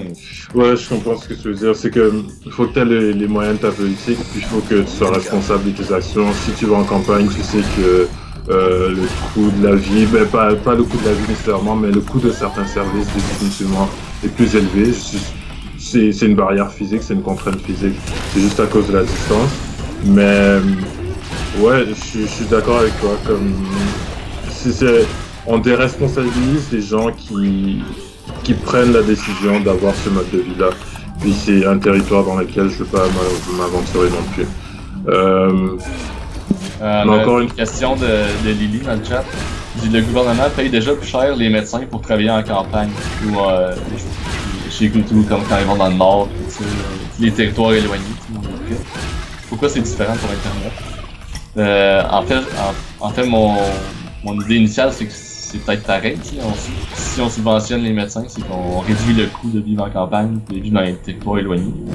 Puis c'est ça qui est peut-être malsain. Ça fait que à force de subventionner telle petite chose par-ci, par-là, c'est toutes des choses qui sonnent gentilles. Là, j'ai envie que tout le monde ait des médecins et tout ça. Là. Je dis pas que je veux que les gens soient malades, mais plus qu'on subventionne des choses en même, plus qu'on encourage les gens à y aller, plus que ça va coûter cher en long terme. Je suis plus ou moins d'accord avec toi parce que je pense que tu oublies une règle fondamentale du marché qui est celle de l'offre et de la demande.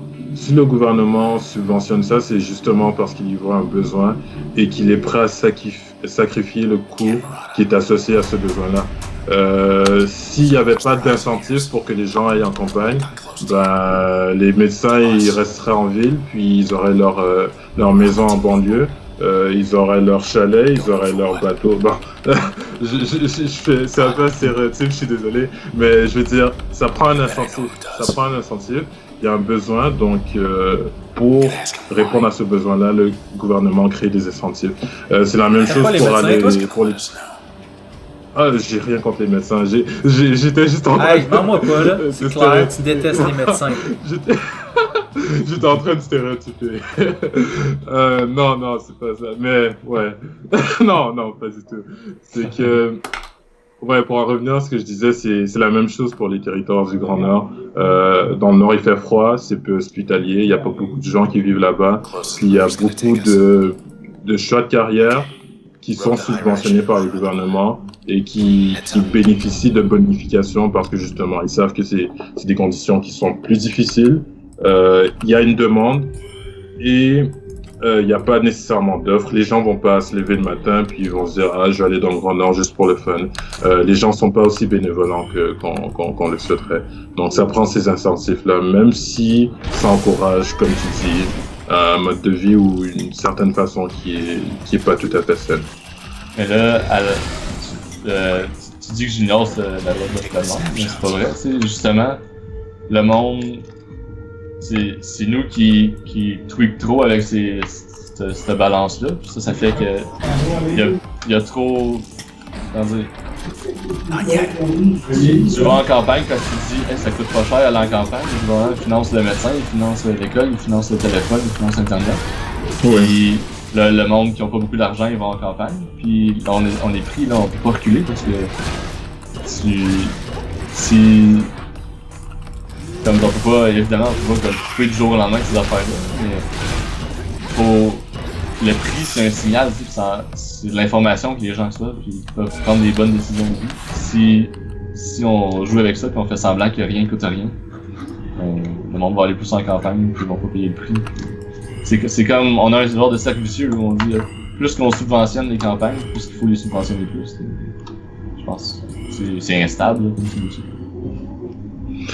On va payer de plus en plus cher pour déplacer. Puis c'est pas juste ça qu'on va déplacer plein de gens vers la campagne artificiellement, là, parce que il y avait pas cette cette vraie balance de la demande là.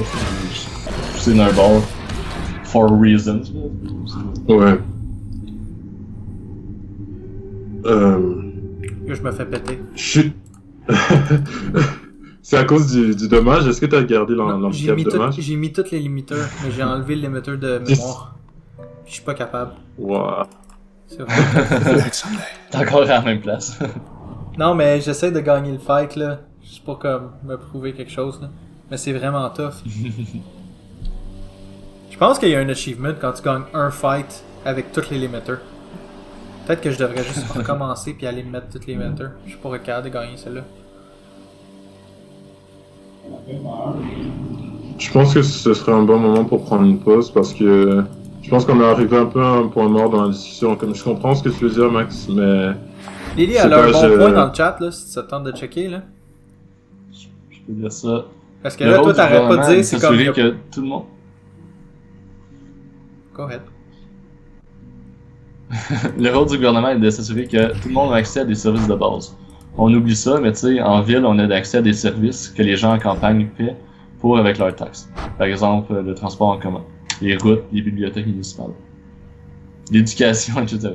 Les gens en campagne paient pour nos services avec leurs taxes. C'est pas la moindre des choses qu'on finance des services de base dans la campagne, genre Internet. C'est un bon point. C'est un bon point. Mais mettons, l'accès au transport en commun, qui est plus facile en ville, c'est justement pour ça, c'est à cause la ville, l'avantage, c'est que c'est tellement dense que ça vaut la peine de fournir ce service-là. Je suis sûr qu'il y aurait du transport en commun, même si c'était pas subventionné par les villes. Alors que quand of course, il n'y a pas de transport en commun en campagne. On peut pas avoir des autobus avec une personne à la fois dedans. C'est pas la technologie pour un problème.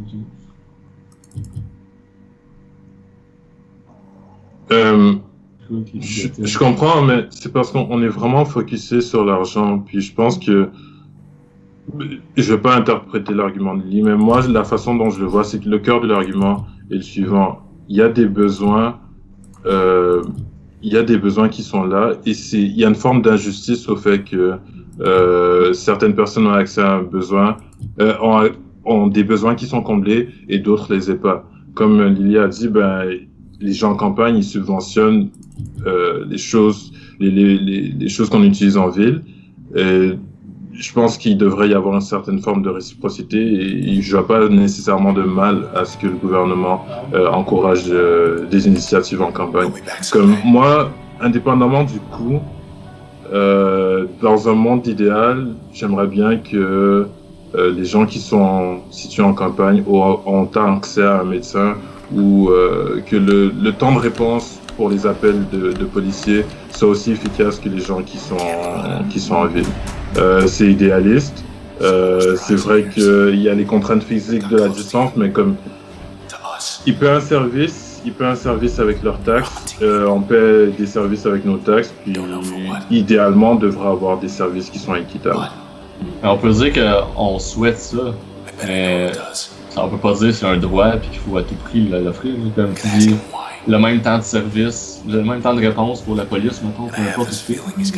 Mais en ville, il y a des postes de police à chaque 3 coins de rue. On peut pas avoir ça en campagne. On peut pas avoir un policier par habitant. Ouais, je te l'accorde. C'est justement ça comme on joue avec la facture. Quand tu vas vivre en campagne, tu sais que la police est un peu plus loin. Puis tu sais que peut-être faut que tu drives tes enfants pendant une demi-heure pour aller à l'école au lieu de 5 minutes.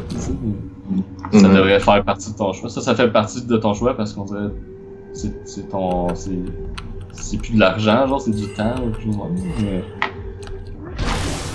ça. Moins qu'on paye pour ce qu'on utilise pour ça. Plus sur la situation de monde. Je commence à pencher pour toi un peu plus comme tu dis.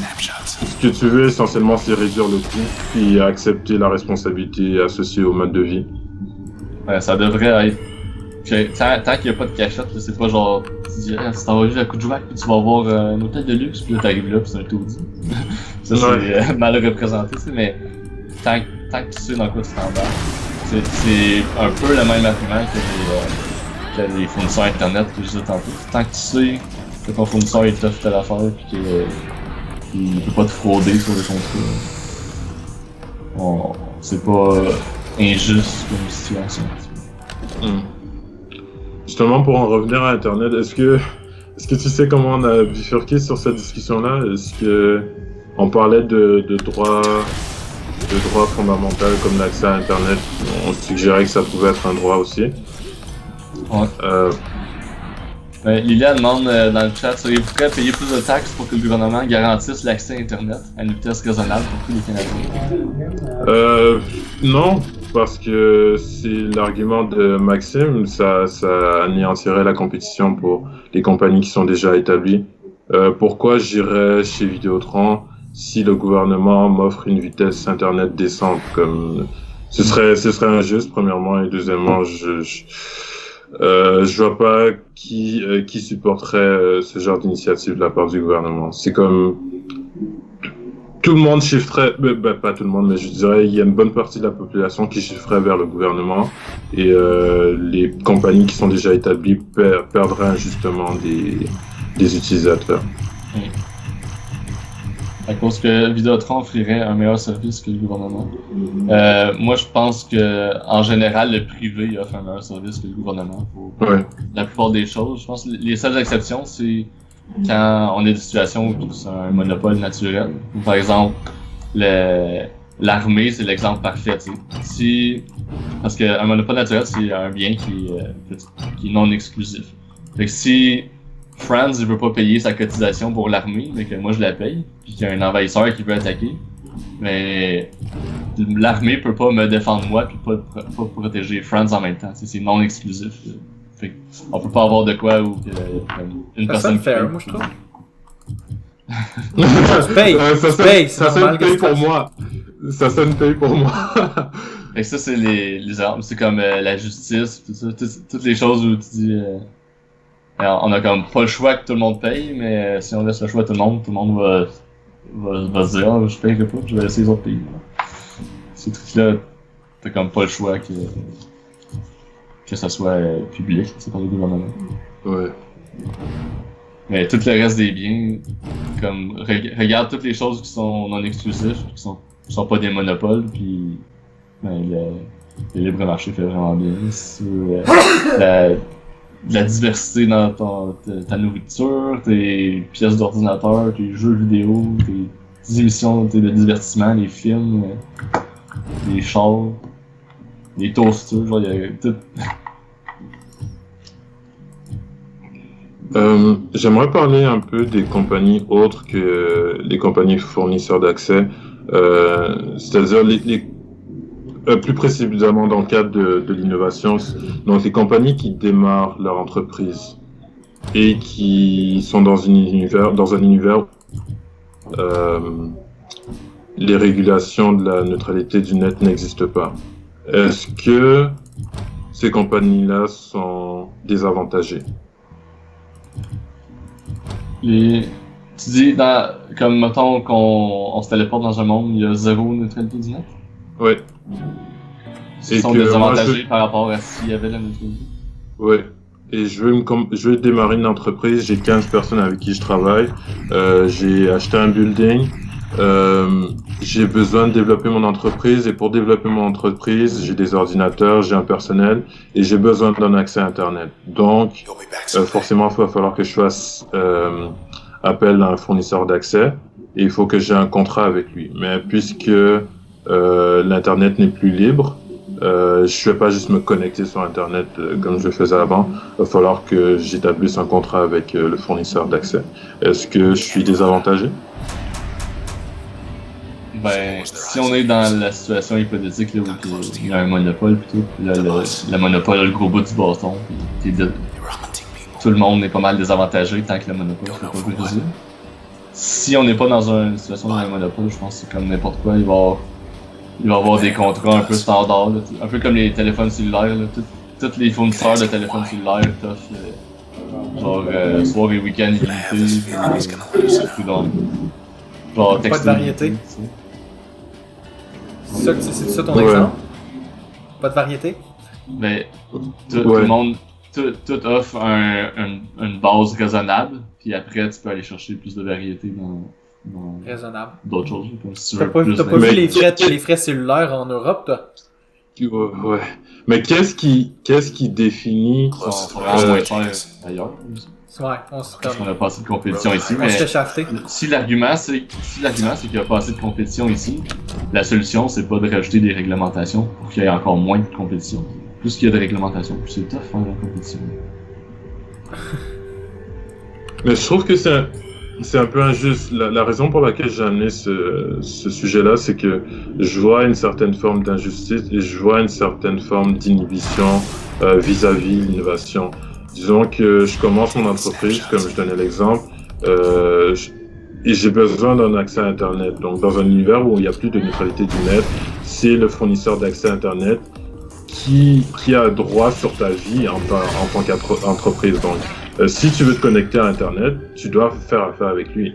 Donc, c'est lui qui va dicter les prix, c'est lui qui va dicter, qui va avoir le gros bout du bâton, comme tu dis, c'est lui qui va être avantagé dans le contrat. Donc, si je veux développer mon entreprise, disons que je vais me spécialiser dans l'univers des réseaux sociaux. Je vais développer un nouveau réseau social pour compétitionner avec Facebook. Je vais développer un nouveau réseau social pour compétitionner avec Twitter.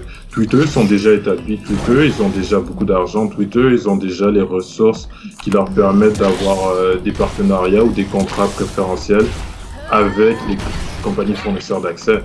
Et donc moi, le petit Joe avec mes camarades, mes 15 autres camarades, si je décide de faire affaire avec le fournisseur d'accès et que je dois débourser des sommes qui sont équivalentes à celles que Facebook débourse, je vois pas comment je vais pouvoir rentrer dans le business. Je vois pas comment je vais pouvoir rentrer dans le marché. Mais tu peux offrir, on brainstorm, mais tu peux offrir quelque chose de moins bonne qualité, mais à moins de recours. Comme là, tu dis comme si c'est donné que Twitter, mettons, ils vont payer, ou les gros compétiteurs déjà installés, ils vont payer pour un certain avantage et tout, ce qui est possible. Mais ils payent pour. Tu comprends? Ça, c'est un désavantage monétaire pour eux de payer pour ça. Puis toi qui payes pas pour, c'est un avantage d'une façon. Et tu peux essayer de jouer sur cet avantage-là, puis d'offrir de quoi de mieux. T'as moins de coûts que les autres pour rentrer. Ouais, mais c'est le risk versus reward. Comme ces compagnies-là vont sacrifier une partie de leurs revenus pour un plus gros profit éventuellement. Comme si je suis Netflix et que je paye un fournisseur d'accès Internet pour qu'il booste mon accès et que les gens vont sur Netflix versus ils vont sur Franz Netflix qui lag tous les 3 secondes, il y a personne qui va vouloir aller sur Franz Netflix. Même si j'essaie de commencer petit au départ, ça va pas fonctionner pour moi. Et puis je concède le fait que les compagnies qui débutent ont généralement besoin de moins de ressources. Donc et aussi c'est une question de demande. Si j'ai moins d'utilisateurs, si j'ai moins de clientèle, nécessairement, je vais pas monopoliser la bande passante. Mais il y a des compagnies qui, même si elles sont petites, lorsqu'elles débutent, elles ont besoin d'énormément de ressources. Si je suis, par exemple, League of Legends dans son stade le plus infantile, lorsqu'ils ont débuté, c'était quand même un jeu massivement multijoueur. Puis il fallait qu'ils aient les ressources pour pouvoir pour que leurs utilisateurs puissent communiquer à travers l'Amérique du Nord, plus tard à travers l'Europe, à travers l'Asie, etc. Mais donc, même si tu es une compagnie qui débute, des fois, juste en raison de la nature de ton service, tu as besoin d'énormément de ressources. Et si tu n'as pas les ressources financières... oui, puis non. Pense à Facebook quand ils ont commencé. Ouais. Ils ont occupé, premièrement, c'est important de mentionner, ils ont occupé une niche qui était pas occupée. Là. Il y avait pas d'alternative, il y avait pas de réseaux sociaux, c'était les mêmes. Il y avait plein Il y avait d'autres. MySpace, Ben mais oui. c'était juste genre des photos de ta face puis de la musique. Là. Il y avait pas autant de relations entre les gens. Je comprends, mais dans un les monde, likes, dans tout un ça. monde où ce que les ISP pouvaient commencer à faire de la discrimination, Facebook aurait peut-être jamais réussi à grandir. Ouais. Dans un Je suis monde où ce d'accord. qu'il y aurait pu, où ce que tout le monde, lorsqu'ils arrivent, ils pognent leur téléphone, puis automatiquement MySpace est installé sur le téléphone, puis tu peux pas, puis ça te coûte rien d'utiliser MySpace, mais ça te coûte quelque chose si tu veux commencer à utiliser Internet régulier, donc Facebook. Dans un monde où ce que les ISP peuvent commencer à prendre des décisions comme ça pour toi, le marché devient contrôlé par ceux qui fournissent l'Internet. Ok, mais une chose à la fois, mais ce que je m'adressais à France, c'est parce qu'il parle de comme une compagnie qui veut offrir une copie, quasiment une copie conforme de quelque chose qui existe déjà. Ça, qu'il y ait la neutralité du net ou pas, tu peux pas, comme Lily a dit, je pense que c'est pas possible en 2019 de faire ce que Facebook a fait. Mais, exactement, tu peux pas, mais peu importe qu'il y ait la neutralité ou pas, tu peux pas compétitionner en essayant d'offrir exactement la même gamme de qualité, le même produit. C'est quasiment impossible de créer quelque chose de nouveau. Ben là, Ben oui, exactement. ben Faut créer des choses. ben oui, il y a plein de choses de nouveau qui peuvent être créées. Là. C'est pas, They can do their worst. c'est drôle. C'est comme au début des années 1900 quand ils ont dit on a tous découvert les principes scientifiques, on devrait fermer l'Académie des sciences. Tu sais, c'est non. Mais je dis pas qu'il y a plus de nouveautés possibles. Au contraire. Non, Ok, mais ben, je vais Lily a dit dire ça. deux choses, les gars. Je vais dire deux Ok, choses, c'est les dans gars. le chat.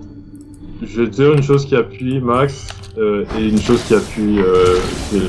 Comme je suis d'accord avec toi, Max, ça prend de l'innovation, ça prend l'originalité pour que un nouveau produit se crée. Si on prend l'exemple de Facebook, je pense que le concept de Facebook est tellement bon que de toute façon, ça aurait vu le jour. Est-ce que ça aurait vu le jour nécessairement par Zuckerberg? Peut-être pas. Peut-être qu'il y aurait quelqu'un d'autre qui aurait eu l'idée. Et à cause par la force des choses, ben, c'est cette autre personne-là qui aurait créé ce qu'on conçoit comme étant Facebook aujourd'hui. Donc, je pense que l'idée et les idées, les concepts sont ce qui dirige l'innovation, pas nécessairement les contraintes comme les coûts. Et je pense aussi que le problème, c'est que c'est une somme non nulle.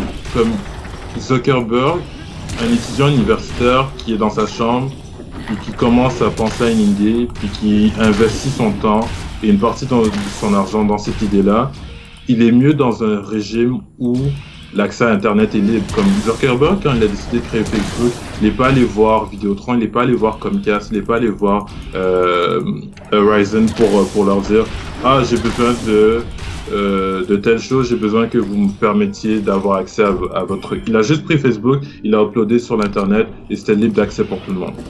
Et donc, si on vivait dans un univers où il avait eu ces étapes-là à franchir, donc disons que Comcast avait fait un contrat de $5,000 avec lui pour qu'il puisse uploader Facebook sur le net.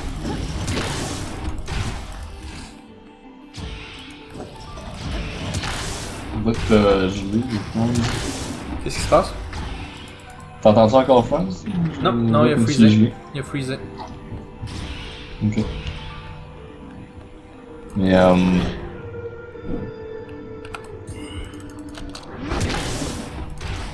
c'est que possiblement que c'est plus facile pour une compagnie comme d'applications comme Facebook ou Google, tout ça, d'embarquer dans le marché. Mais l'autre question, c'est est-ce que c'est plus facile pour les ISP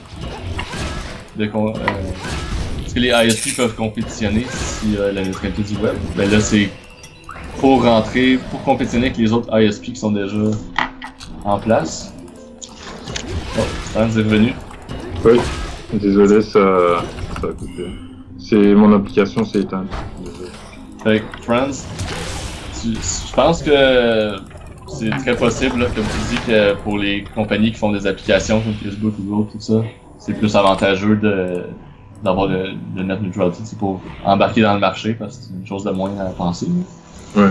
Mais si on assume que les ISP vont comme faire les pires contrats du monde puis pas alléchants, moi je pense qu'ils ont intérêt à avoir des clients, là, fait qu'ils ont pas intérêt à comme crosser tous leurs clients puis détruire leur réputation de même. Ouais. Mais il y a l'autre question de est-ce que un nouveau ISP serait capable de compétitionner s'il y a le net neutrality, mais là ça veut dire pour arriver sur le marché, t'as aucune façon de te démarquer. Là. Faut que genre instantanément t'ailles raiser, je sais pas trop, des milliards de dollars, t'es capable d'installer un réseau équivalent à un gars établi comme Vidéotron là, qui est partout au Québec. Ouais. Puis Mais en ville, il y avant en même a d'avoir des une chance de compétiteurs. Là. compétitionner, faut que En ville, il y en a là, des possibilités. Là. Si tu veux de l'internet haute vitesse, t'es capable à Montréal d'aller chercher autre chose que Bell et Vidéotron. Là. Il y en a plein. Parce que c'est facile d'avoir de l'infrastructure, comme dans une place comme où t'as beaucoup de monde. C'est moins difficile. Puis avec les technologies, je veux dire la fibre optique, avec toutes les technologies qui se font, c'est possible d'offrir un bon service à des prix raisonnables. L'affaire, c'est que le Canada, c'est fucking big. Puis je dis le Canada, là, mais je veux dire, il y a d'autres pays de même. Là. Je veux dire, les États-Unis, c'est un autre exemple principal. Là. T'as beaucoup de surface pour pas beaucoup de population. Le Canada, c'est à peu près 10 fois moins peuplé que les États-Unis. Là. Fait que, du moment où tu sors de la petite strip là, à partir de Toronto jusqu'à Québec, là, qui est comme la place où il y a à peu près 50% de la population du Canada, là, tout le reste du Canada, eux autres, comme, je sais pas, ils vivent dans le champ. Là. Fait que, ouais, ça prend comme quelque chose pour protéger ce monde-là qui ont pas d'autre choix que je veux dire, sont un petit peu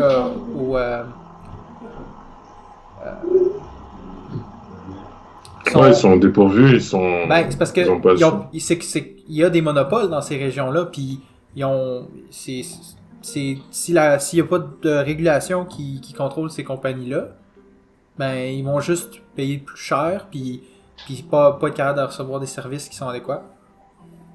Comme comparativement, on regarde le reste du monde, là.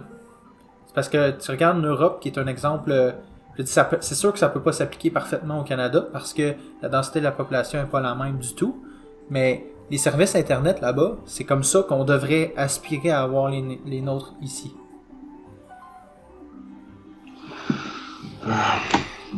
Je suis un peu sur la clôture. Je sais pas si la neutralité du net répond au problème. Je sais pas, ça m'a l'air d'être la mauvaise solution pour le mauvais problème. J'ai pas l'impression que le fait qu'il y ait des régulations nécessairement permet que les gens qui vivent en région aient accès à Internet à des prix raisonnables. Et je suis pas convaincu qu'il y a des raisons de penser que sans régulation, ce serait pas exactement la même situation non plus. Puis on entend souvent l'argument selon lequel l'absence de régulation permettrait justement aux compagnies fournisseurs d'accès à innover leurs services et à offrir du service de meilleure qualité. Parce que c'est sûr que comme n'importe quelle compagnie, beaucoup de compagnies sont motivées par le profit, c'est la motivation principale. Et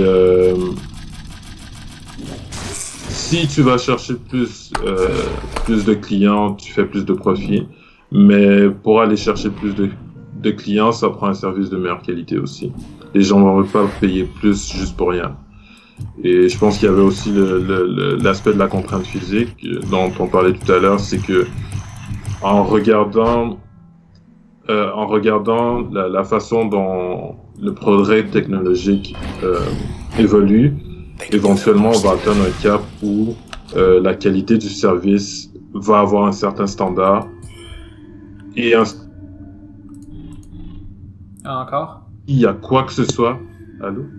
Ouais, ça lag un petit peu. Oui. Ok. Un standard tel que s'il y a quoi que ce soit de moindre qualité en comparaison à ce standard-là,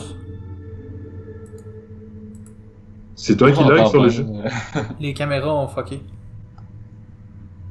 On va demander à notre viewer de nous dire si c'est encore beau sur Twitch. Non, moi je le vois. C'était fucked up. Vous étiez side by side pendant 2 Ah secondes. oui, je le vois.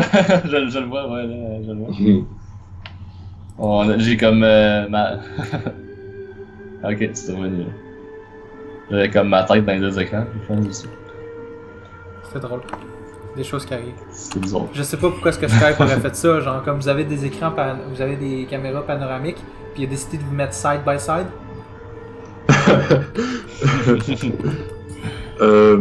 Mais Phil, comme je pense qu'on va atteindre un certain standard et de façon inévitable, s'il y a quoi que ce soit qui est offert, qui est en dessous de ce standard-là, il n'y a personne qui va accepter ça. Et tout à l'heure, j'ai proposé la solution d'un Internet régulé par le gouvernement. Je pense qu'il y a une autre forme de solution.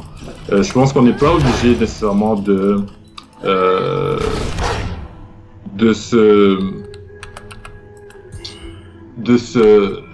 retrancher dans l'idée que la neutralité du net est absolument nécessaire. Comme on peut tenter l'expérience, c'est toujours possible de dire ok, à partir de maintenant, ben c'est un peu le climat actuel. Comme en 2017, ça a été voté qu'il y aurait de moins en moins de régulation et que la neutralité du net était essentiellement morte. Mais on peut décider d'aller un peu plus loin dans l'expérience, dire carrément ben les compagnies, faites ce que vous voulez, on va vous observer. Puis si on trouve que ça répond pas aux attentes, eh bien on revient en arrière, on fait juste révoquer leur autorité. Je pense que c'est possible de tenter l'expérience. Je pense pas qu'on va être pris dans un engrenage où on va laisser le monopole aux compagnies, puis après elles vont faire ce qu'elles veulent. Définitivement, il va y avoir du backlash de la part de la population, de la part des compagnies, parce que comme j'ai dit, c'est une relation incestueuse. Les compagnies ont besoin des fournisseurs d'accès Internet, les utilisateurs ont besoin des fournisseurs d'accès Internet, et donc tout le monde a besoin de tout le monde. Et s'il y a quelqu'un qui répond pas aux attentes de l'autre, les ISP, eux autres, ont besoin de quoi? Ils ont besoin d'argent. Ouais, mais il en manque pas de ça. Si Facebook n'existait pas, il n'y aurait pas d'ISP. Ben, c'est un gros win-win là. Je généralise, mais comme si toutes les applications de la planète disparaissaient, ben il n'y aurait pas d'utilité à avoir Internet. Donc ils ont besoin de ça. Ils ont besoin de savoir que leurs utilisateurs, que leurs clients soient satisfaits.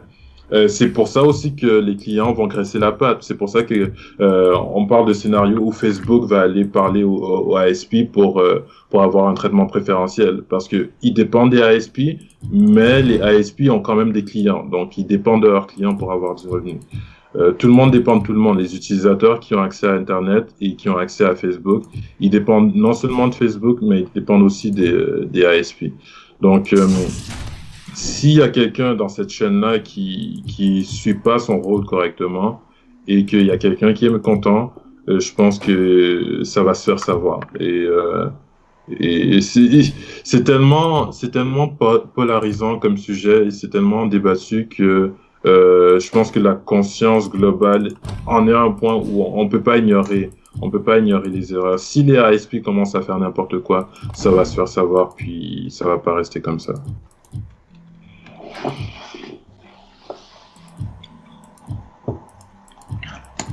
Ben, moi, je te rejoins au juste milieu, ou que d'après moi, c'est un win-win, comme tu dis. Personne n'a intérêt à ce que ça foire, l'Internet. On le tient tout, puis que ce soit les grosses compagnies et tout. Et on va voir, tu sais, les grosses compagnies comme Google qui lobbyent vraiment fort en ce moment pour avoir le net neutrality. On va voir comment ils vont agir maintenant que ça sera plus net neutral. Ils vont-tu mettre les bottines où sont leurs babines puis négocier avec les fournisseurs Internet pour avoir des contrats avantageux pour tout le monde. Qu'il y ait une option libre marché net neutral au lieu que ce soit backé par la loi.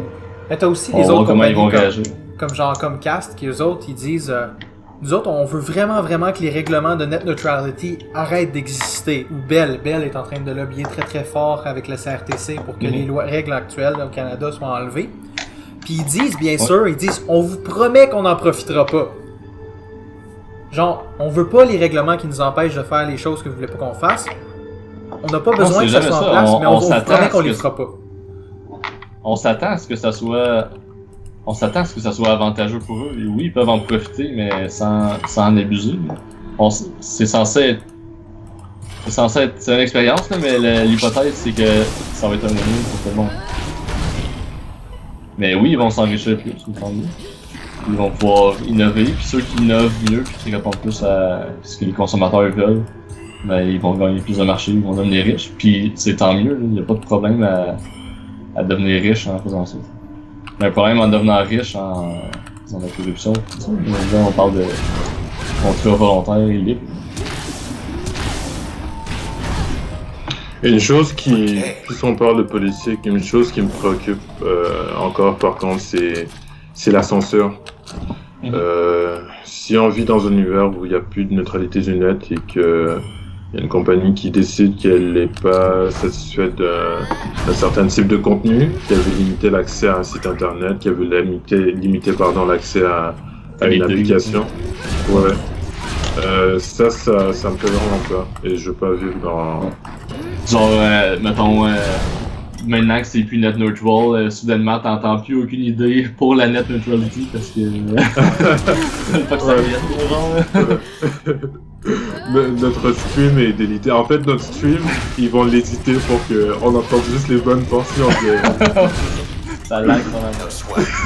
C'est ça que t'as droppé tantôt. Ouais, j'ai droppé, c'est pour ça. Ok. Ouais, c'est pour ça, c'est de la censure. C'est pour ça que ça a bugué.